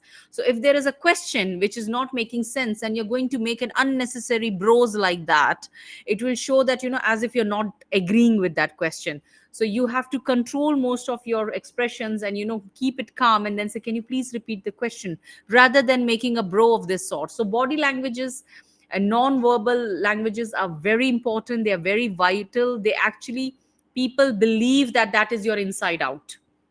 So at times we are over expressive and we need to make sure that, are we not, that just in case, am I giving the wrong signal? Fresh face, smile, natural accent, face expressions, be yourself. That is true, but then you need to put an effort. Be yourself is oversold, overestimated. And the whole idea of being a part of a community is that, you tend to behave in a certain way what you feel. So most of the time what we are showing is not exactly what's happening in our hearts, and we end up showing wrong signals, we end up showing wrong expressions. So just put a little bit more effort in showing those expressions. Let me give you an example. Most of us over here could understand Urdu, and I will translate for the ones who don't. So there is this Jamil Bhai in your office, and the Jamil Bhai came with the chai, and I was sitting with Abbas Ali having a chai. All right, so Abbas Ali came to visit me. And when Jamil Bhai came inside, I looked at him and I said, "Ke Jamil Bhai, chai was amazing. You make great tea. I have HbA1c, diabetes. Next time, please don't put the sugar." Can anyone tell me what Jamil Bhai would be feeling?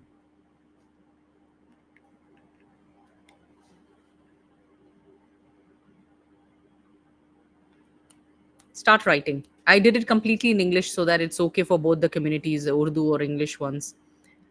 How Jamil Bhai would be feeling? He would feel embarrassed and guilty. Yes, because there was a guest in front of me, disappointed that why I could have told him in a better way. Very good. Now, same sentences. Arsalan, for God's sake. Same sentence. Jamil Bhai comes, brings the tea, and this time Arsalan is sitting with me in the office, and I say, Jamil Bhai, yaar, What tea you make, यार कसम से क्या चाय बनाते हैं. Amazing tea. Doctor said I have diabetes. HbA1c has come. Can you next time avoid the sugar? Now how Jamil bhai would feel.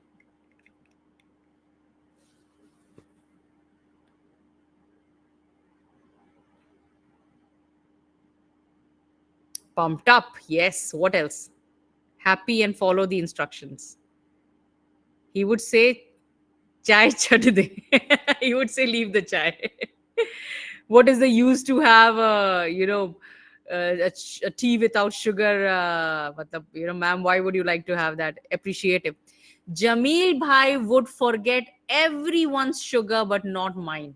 He would always remember that he doesn't have to put sugar for me. In fact, when someone's birthday is happening in the office, he will look at me from far and try to give a gesture that, Baji, you have sugar, don't take the cake. You know, what did I do different? I had my expressions show him that whether I was upset with what he was doing or I appreciate what he's doing and I just want him to do it furthermore. Most of the time, the issues we have in life is that when someone does a good job, we say, you did good job. But we should actually say, you did good job. So it's just the difference of your eyes twinkling, your cheeks raising, your smile coming up, your eyebrows supporting all that, your hand gestures supporting them. This is how important. This is how important non-verbal language is. It has 55% effect on the thing that we are about to say, and only 7% is your words, and 35% is your tone. The rest of it is completely the body language that we use. So, whatever answering you're doing in an interview, you need to remember that when you're answering and saying, I was very passionate about that project. And then when you say, I was passionate about that project, it was something that I really enjoyed. Your hands and your face and everything shows that you are passionate about it. Using the words like passionate, I was very proud of my team. We were really stuck in that. And things of these sorts, you slightly need to bring in little bit more emotions to show that you are an expressive person. You are someone who doesn't is not very scared of showing off what they feel. And this is what organizations are looking for now. They need people with better soft skills. They need people who are better expressive. They need people who speak out and show what is actually going on, rather than spending their time saying that ye mera matlab nahi tha. Ye mera matlab nahi tha means that this is not what I meant, because your expressions were not with your words. So I hope we have spent a bit time over here around to understand, and we are standing at, so we do have time. Great. So let's move to the next slide. Thank you, Reda. And here is some of the expressions of, what exactly body languages could do. And remember, when I said you reach early, you sit over there and your interview is going on, and the posture is one of the things. So can anyone tell me from the left side one? So let's say that this lady here on the left side who is sitting straight next to the dispenser is A, or let's say 1, 2, 3, 4. Fourth one is the one on the rightmost. Which one shows confidence? One. Very clear. Which one shows anxiety? Anxiety.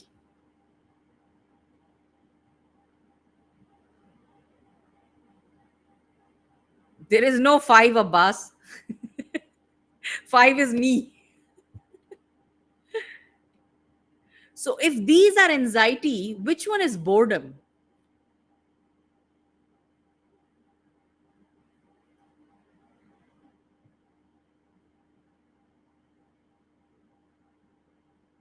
There is a mix of 3 and 4. All right. So the fact of the matter is that anxiety was not here. It is more of body languages of boredom. So the one is confident, and one is actually, the rest of them are more of bored and just dying for the interview to get over. So that's the difference in that. I wrote anxiety on purpose. The idea is that you need to sit up straight, you need to maintain eye contact. Please do not open PUBG, do not open Snapchat, do not open Discord, do not chat while you're sitting over there. Please, this is my humble request. It's a matter of 10 minutes that you're reaching there early. The only thing you should be messaging is the interviewer. telling him that you have reached. And that's it. When you message, put it on the screen, put your phone on silent, keep it next to you just in case they respond anything. Apart from that, do not scroll. The second one looks overconfident. Yes. Do not scroll. Do not watch TikTok. Do not do reel watching. It really has a lot of impact on the way you are perceived while you're sitting in the waiting room. That what would you do when you get on board, please. All right. And of course, maintain a good eye contact, smile and be enthusiastic, use hand gestures. So use hands as much as possible when you're speaking or while you're waiting over there and you want to talk on the reception to someone. Apart from that, of course, don't slouch, don't stare, don't frown, and don't fidget. Fidget is when we shake our legs, when we shake a pen in our finger, when we are trying to take our finger in our mouth, trying to bite our nails. Don't do any of these things. These all things are part of the interview process and are being noted in your body language. All right. So let's go to the next slide. Let me share something else here. These are some examples of body languages. So even right now when I'm sitting with you, I'm sitting on a different place apart from my office because my office AC is not working, and I'm slouching. I'm slightly slouching to get closer, but it's this is something that try to have an habit that you sit straight. And there is a difference of response that when you're asked a question, how do you respond or what was your body language? So slouching always shows an extreme level of introvert, people who don't really have much says. But if you sit up straight, your actual breath is coming from your tummy, so the whole energy comes from your stomach and then comes up. So that gives a lot of space for you to speak openly. But when you slouch down and talk, you're actually hiding stuff, and there will be a lot of content that will stay inside your body, and later on you will be feeling that I should have said this, I should have said that, why it didn't come out. And one of the reasons is that your sitting position actually holds your words inside. So I hope this helps. I want you to even give it a shot trying it out. Can we go to the next slide? And these are some examples of body language. So starting from the leftmost, the guy with the folder in his hand, the leftmost, I want you to write down what is his body language telling about. What is he feeling?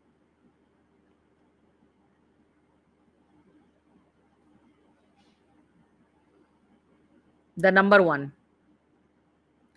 confident, irritating, active listening. What else? Yes, he's kind of prepared. He's actually visualizing his interview. If you look at him, he's actually visualizing. He's prepared. He's waiting. Yes, very good. He's confident. He's actively listening. He's observing, visualizing, seeing someone ready to go. Very good. Good answers. Now I want you to stop and tell me about number two, the lady next to him.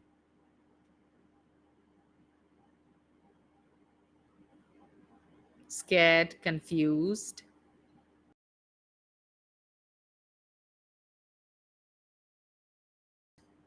Worried and confused are the most common ones. There is something else going on in the back of her mind. Maybe she left the tap open. Maybe the kids are not with someone. Maybe the car is something has been going on which has got her that she's somewhere else. She's worried. And that could be seen in the body language. Now, the guy next to her, the one which is number three, I want you to write about him. He looks scared. What else? Nervous. Yes. Scared. Good answer. So his is clearly scared and nervous.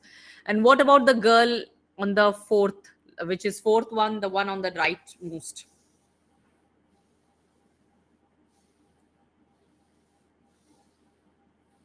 She seems skeptical. Yes. Beginner, probably first interview. What else? Thinking, confused.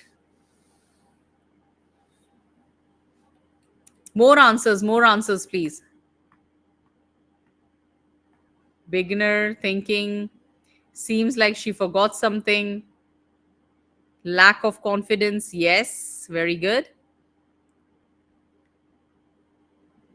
So from her body language, it looks like that she's not prepared. And she's overthinking, and she's kind of feeling that she doesn't know much of things, what has been going on, what about the organization. Her body language and the first guy's body language are extremely opposite. she looks unprepared, completely unprepared. So she's skeptical about what she's here for, whereas the first guy looks very prepared and even imagining himself as giving the interview and all. So very good, very good. I'm very proud of the answers I've got here. Can I get the next slide, please?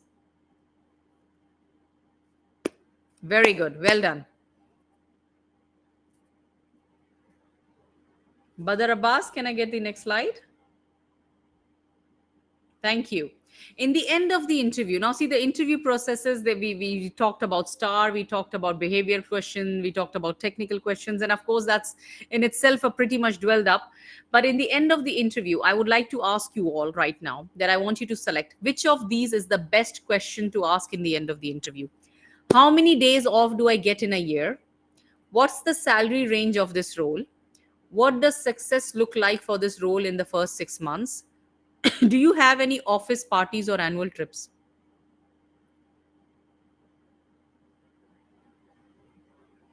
Many of you here, I know you want to ask the D, but you have to control yourself.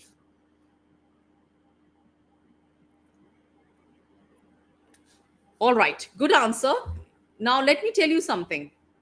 The reason we should not ask B ourselves is because that is eventually going to come up.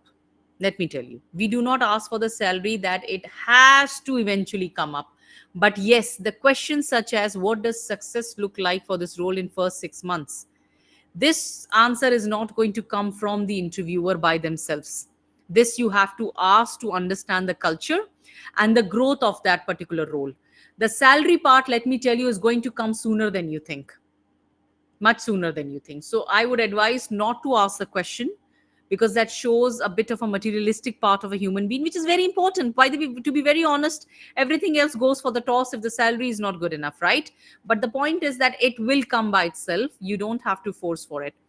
And you have to try not to ask about the days off. These are the things which comes in the end with the HR. When HR asks you that, are there any questions for the HR that you want to ask? So these are the questions that, do we get days off and all comes along with that. And even the office parties and annual trips, we don't ask. We need to figure it out or understand once we join how it happens. Can I get the next slide? But the right answer is, of course, C, which is what does success look like for this role in the first 6 months. And if you look at that comic that I have along, we can read out these questions that, can you talk about the company culture a bit? Or can you share more about the day-to-day responsibilities of this position? Or what are you looking for in a candidate? So these are those smart questions that should be asked by you to the interviewer. Now, I want you to now tell me that which question shows that you're genuinely interested in the company's future. Genuinely. So start answering. The options are, who is your CEO? Where do you see the company heading in the next 2 to 3 years? How big is your office team? Can I work from home every Friday?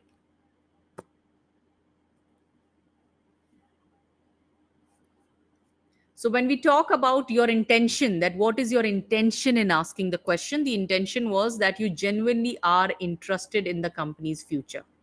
Someone who wants to see themselves as growing. So this is the kind of question that you will ask, which is, where do you see the company heading in the next 2 to 3 years? Brilliant answer by everyone. B is the right answer. Can we go to the next question, please? Which of these is a smart self-improvement question to ask in your interview? Now, remember again, you need to know the intention. The person should be seeing the intention of your question.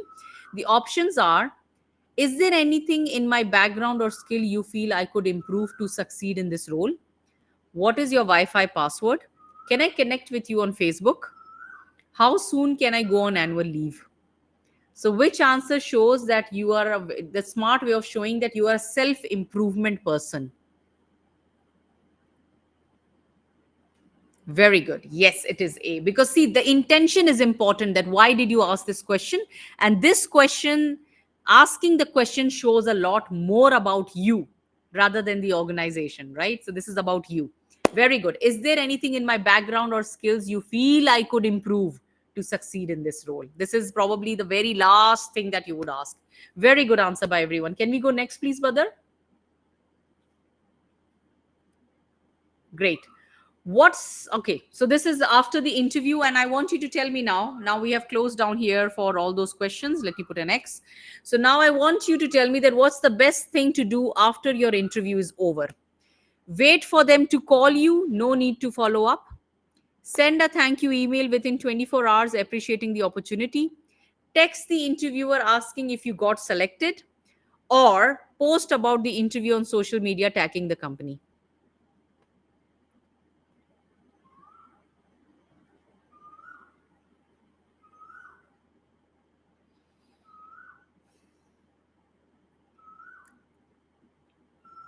All right. Wait for them to call you, no need to follow up. This is used by most of us. And then we get upset that the organization never got in touch with us. One of the things that you need to do is either you send an email on the email that you received that your interview was aligned, send them an email on the same email telling them after 24 hours or within 24 hours that thank you for the opportunity. I really enjoyed meeting so and so. Looking forward for the next steps. So few people do this, and then they get a response that, yes, we liked your interview, or we have thought of other ways. So they usually would reply. Number so so if you don't contact them, you would not know anything. So remember, contacting is no harm. It's completely no harm, but it will put a pressure on that team, on that person, to send you a response. Excuse me. And of course, sending a thank you email puts a very remarkable point and shows a lot about you as a person.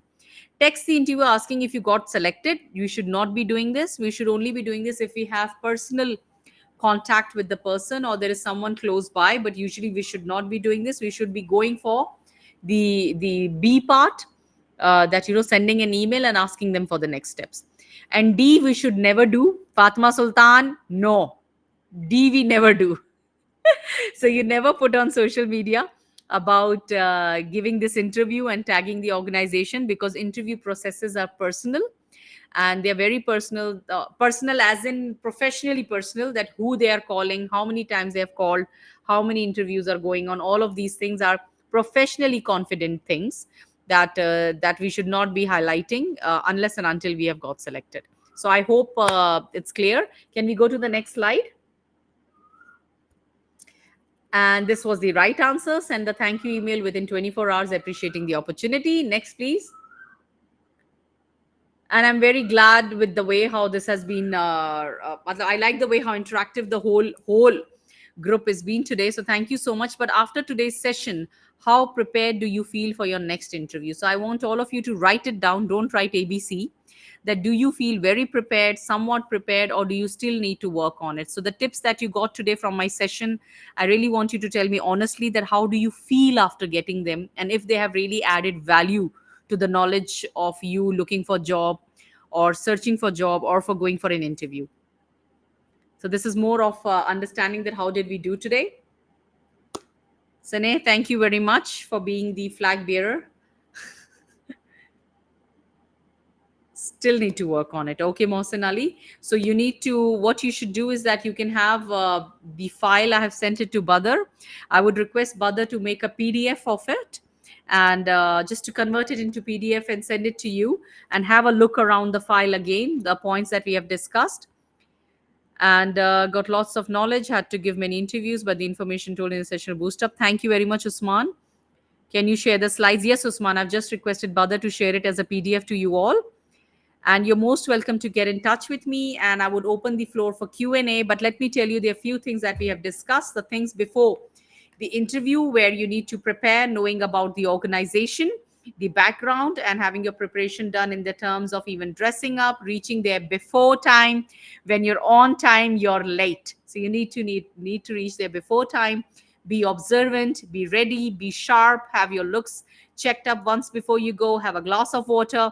Let them know that you have reached early. So if you have reached 10 minutes earlier, whoever is there who was on contact with you on WhatsApp or whatever, send them a message that you have reached. And then in the interview, you need to look for an icebreaker. You need to look for a point where you can connect with them. Remember to use the STAR method once you're answering the behavioral situational questions. It will help you uh, reach to the point quickly, where we talk about situation, task, action, and result. Apart from that, remember that once you're closing, how do you want to close? And when you talk about passion and behavior, remember to use your body language, your vocal variety, vocal clarity, modulation, hand gestures, expressions. All of these things are very important, whether online or physical.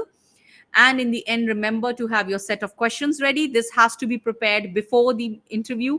Practice your questions, practice what you're going to ask about the organization. And of course, remember to send an email within 24 hours, uh, thanking them for the opportunity and asking for the next steps. So I'm glad, if anyone has, it would be great if I could hear some feedback and get some question and answers right now. And let me hop into the Q&A and pick up.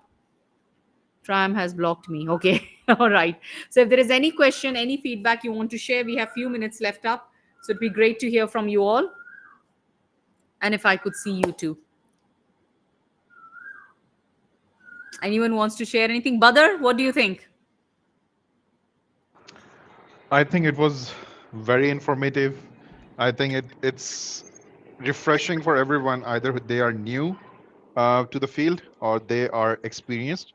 Like me, like I think few points does resonate. Like you have to be attentive, you have to give your answers short, crisp, concise, to the point. And yeah, I think it was very refreshing to me. Thank you. Thank you, Badr. Anyone else? Saneh, where are you? So, Iram, we have our first question from Rida. Okay.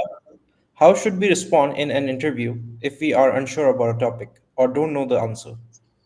One of the best things I've learned, Rida, very nice question. One of the best things I've learned is that don't fake it. Don't fake it. It's always nice to say that if a question has come about rocket science, I would just say that, you know what, I've always been interested in this topic and I was thinking I should have prepared. But this is something that I'm really working on. I have basic knowledge. But if I'm given an opportunity to get back to you, even within few hours, I can probably give you a better answer, but I'm really interested in this. So it's always nice to be honest. When you do gibberish, and if you don't have the spine to tell that I don't know, that really shows a lot about you as a person. So it's always, and it's nice to tell in an interview yourself that, somewhere or the other, that, what, I know I don't know everything, but the best thing about me is that I like to learn and I'm ready to learn. So I like your question. I really like the way, but then this is some part that I'm still working on. But if I'm given a timeline, I can prepare and come back to you. Be honest about it. All right. I hope I've answered your question, Rida. We have another question from Mohsen Ali. Should we ask about the topics in first call about interview? So before Iram answer this question, I would like to answer this question. Yes. Uh, I believe no. Okay, you can just ask that it is going to be a screening call or it is a technical interview. You cannot not ask for the topics. So, Yes. but yeah, Iram, over to you. You have the right to ask that, is it a technical interview or a behavioral interview, or is it group or panel? So these are the four options you have, and this really shows that you're prepared. So when you even ask them, I would like to understand that which one it is, just get that answer and that's it. No topics to be asked. The whole idea of interview is that you don't know what the question would be.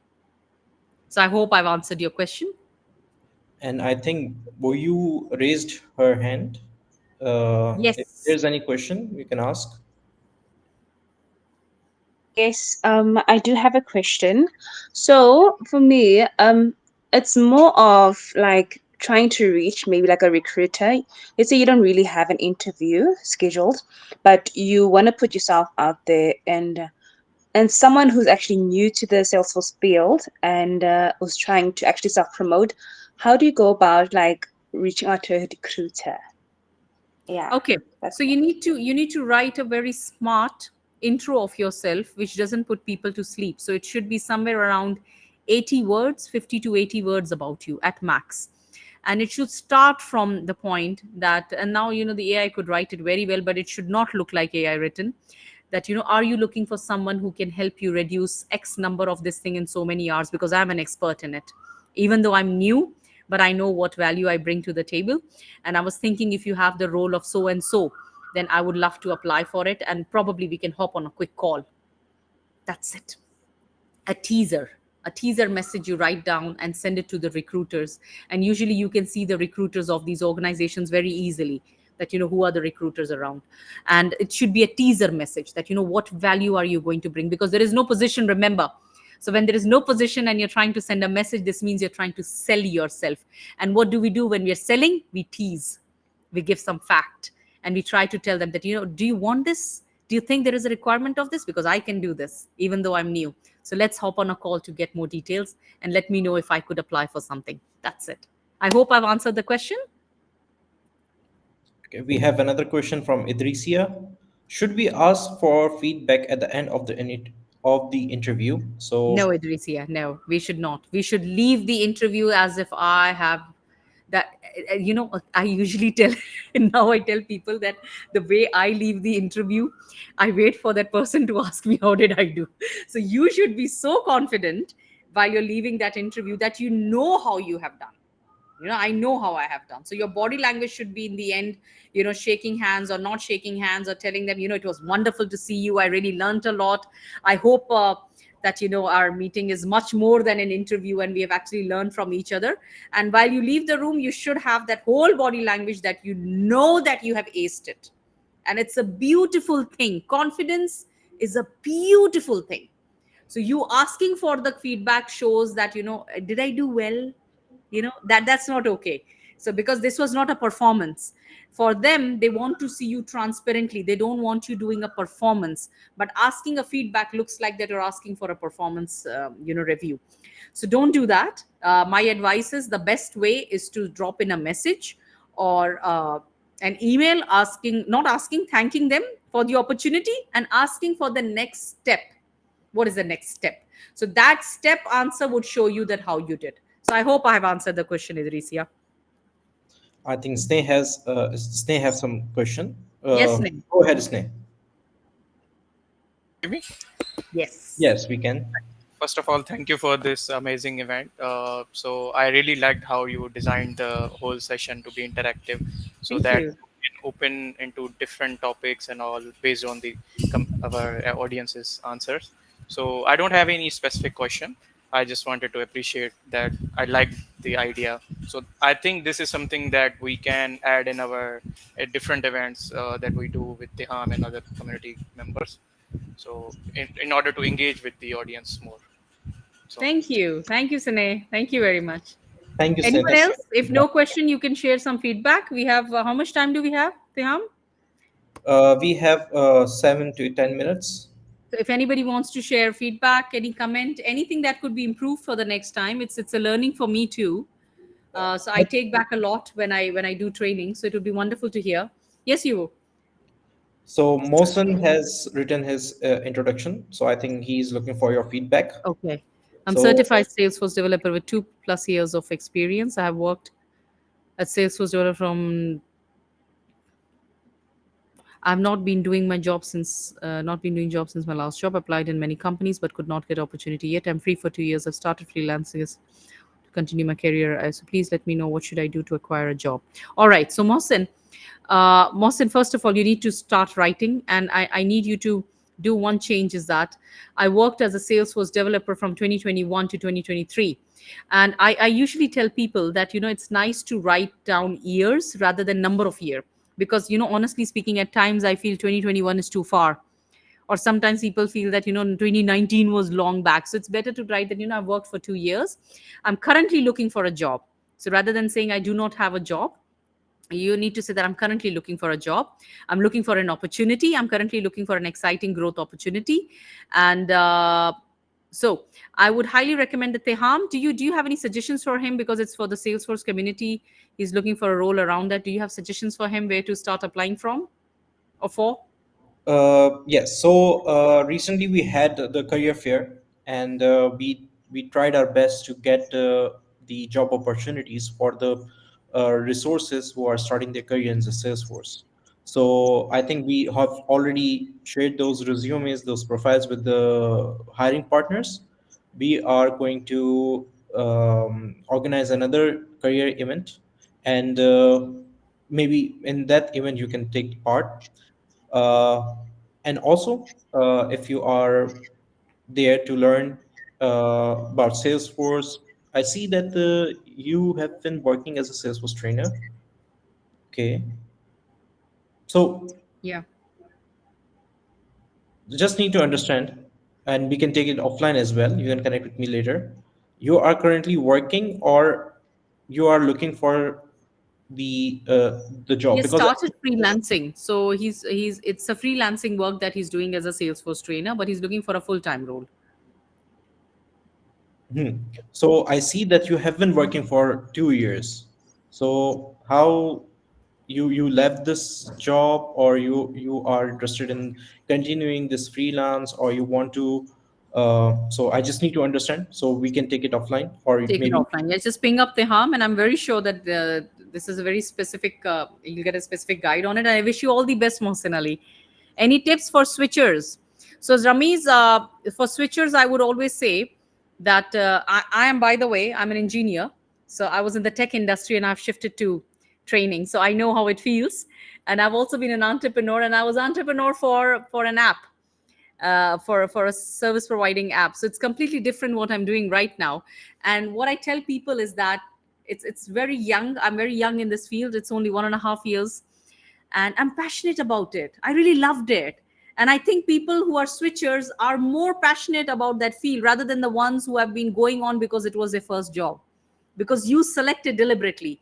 You actually left your main core field and got into it, so you're very passionate about it. So when anybody says that, you're a switcher or you just started, why did you switch? Because I'm passionate about Salesforce. When I learned about it, when I saw the community, when I saw the impact it has, I just changed my field.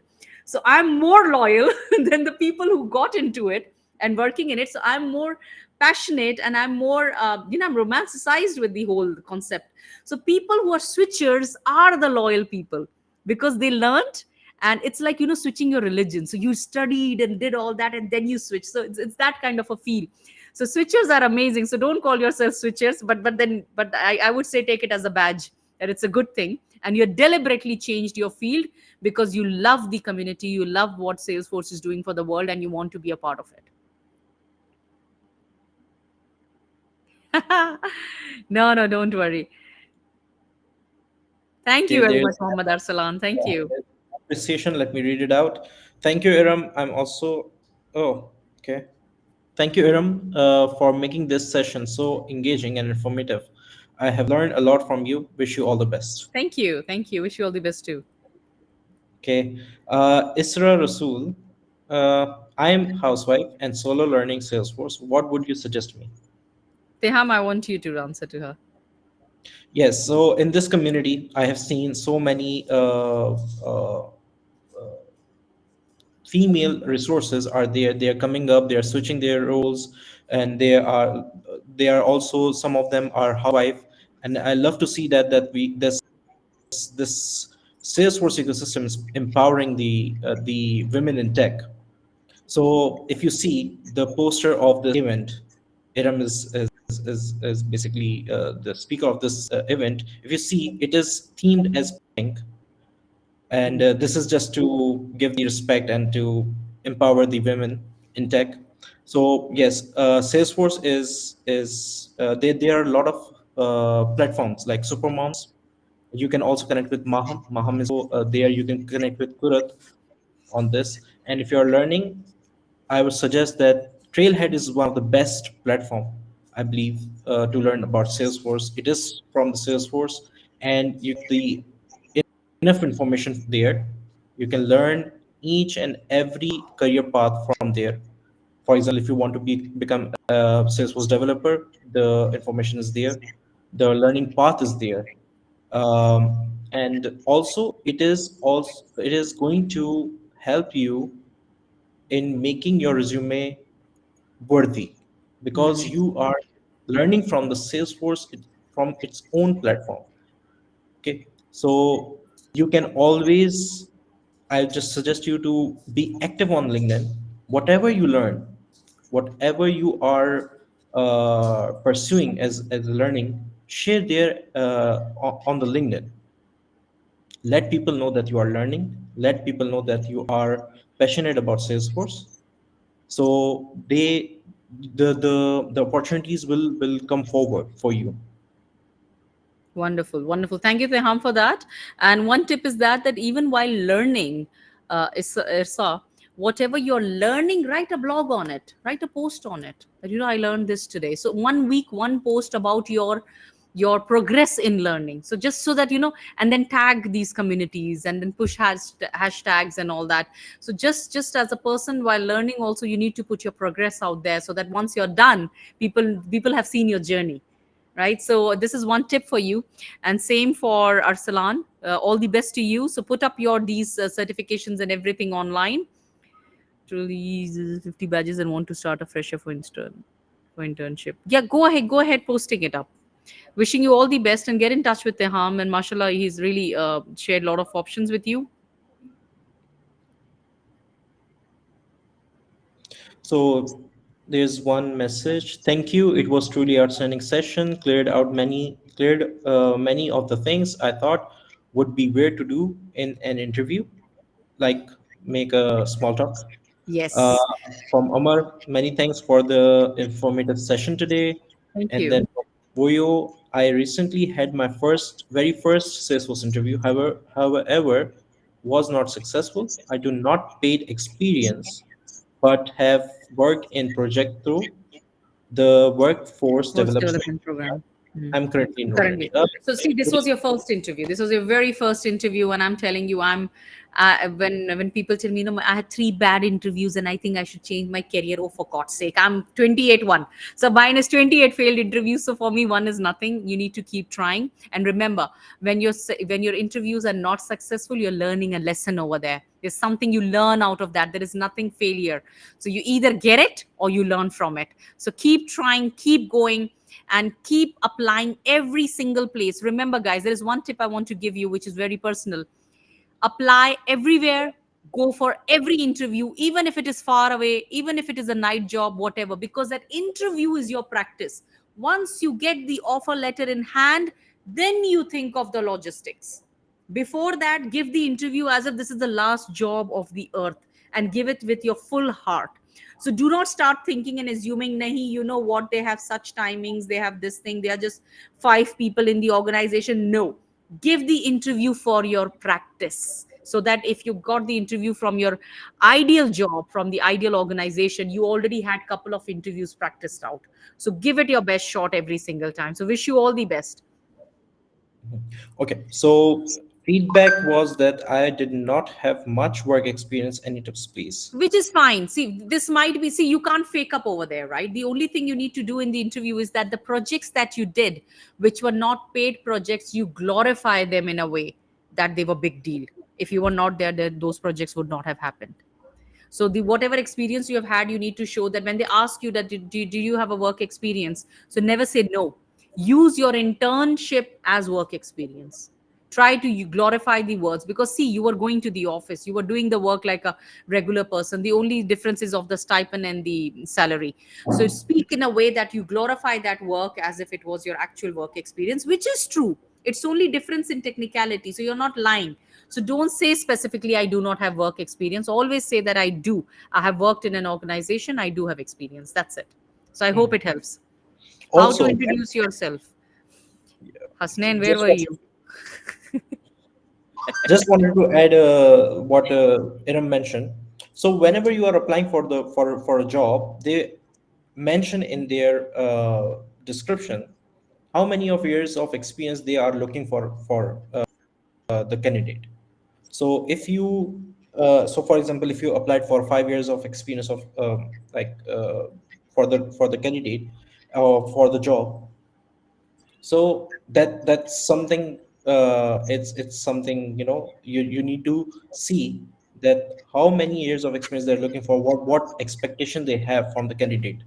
Sometimes this is not a genuine feedback. Okay, so if they have asked you for the interview, and you went there, and you're getting this feedback that you don't have much work experience.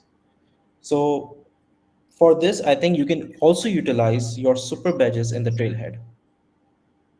In Trailhead, you have the super badges, which you can have the hands-on experience as well. You can show that okay, I have completed these super badges, and I have done these internships as well.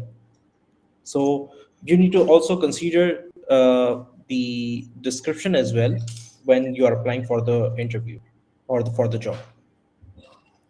Feedback was that okay. How to introduce yourself? Iram has already shared this, and I think many of you have already uh, got the feedback from her as well. This was actually an intern position. Okay, just keep applying. As Iram mentioned, that keep applying. There are so many jobs out there. Just don't afraid of the failure. Whatever not kills you makes you stronger. So Yes. learn from it and keep applying. TK guys, Please. it was wonderful. And Yeah. do share. So Badar, you already have the slides with you. Just convert in PDF and share it with them. And I hope Sure. Yeah. it really helps out. And inshallah, probably in the future we'll meet again. Yeah, Iram, just need 5 more minutes. Yeah, tell me. So there's one tip from Sneh. Pro tip for beginners or someone looking for jobs: networking is a powerful to way build connections. To go the community events, engage, create networks. If possible, go as a speaker and present your ideas. For your information, I got 4 jobs Wow. after Park German event and learned a lot. So Wow, amazing. yes, even though my first job offer I got it from the the event. It was my very first event, or maybe second or third event. Even I got this opportunity, the job opportunity, my very first job opportunity from the event. I went there, I attended the event, and see Idris here also. So networking is one of the way for you to build your career and find opportunities there. Okay, so moving to just I'm already sharing my screen. Everyone can see my screen. So that's a wrap up for this event, and I would like to thank Iram. Thank you so much for taking out time. And I know that the weekend is time for family, and thank you so much for I coming. was in an event in the today earlier. I reached home at 1:45. At 2 o'clock, I had a meeting that finished at 2:45, and then so I'm right now. It's not for family; it's for sleep. And now I have to go for another event. I have to run off to E7. So life is, mashallah, being I very truly kind. understand. So just to tell the attendees, we met at Park German. I connected with her. I told her about this idea that I'm planning for an event where you can come and you can share that how they can get the job, how can the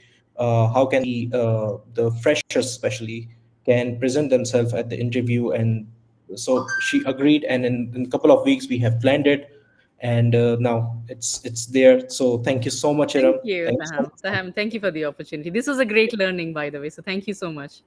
Thank you. So next, as Sneh mentioned, as Iram mentioned, and a couple of attendees mentioned, that go to events, share your knowledge. So we are also looking for the community event speakers. If you think you have some knowledge, even though it's beginner, if you have learned something new for you, it doesn't mean that the others may know it. So if you think that something you can share, something new you have learned, you want to share with the community, please come forward. This is the QR. You can scan and submit the form. And it's not just the admin group, but all the groups in Pakistan will receive your request. That for example, you are willing to speak on this particular session or on this particular topic, and we'll see that how we can accommodate you with the events. Next, please join the Salesforce Pakistan community. Here you can see the link to join the WhatsApp group and to join the Slack. So we have so many groups available there, for the admin group, for the user group, for the women in tech, developers group, and there's one big community where all the Pakistani professionals are there, and you can have the networking over there. If you're facing any issues, you can post over there, and you'll have the answer, the guidance over there. Next, as I mentioned, that we have the WhatsApp group as well. You can join that for the admin group, and we are and you can also subscribe, or you can also join our group on the Trailblazer, so you can receive all our upcoming events and all the details. So yeah, that's a wrap up. Thank you so much. Thank you all the attendees for joining us on this amazing and wonderful session. And yeah, thank you so much. And this session will be available on YouTube. The the slides will be shared. And yeah, so happy weekend. Thank you. Thank you, everyone. Take care and all the best. Thank you, Thank Teha. you, everyone. Thank you, Thank Badar. you, Ram. Thank Bye. you. Khuda Hafiz. Love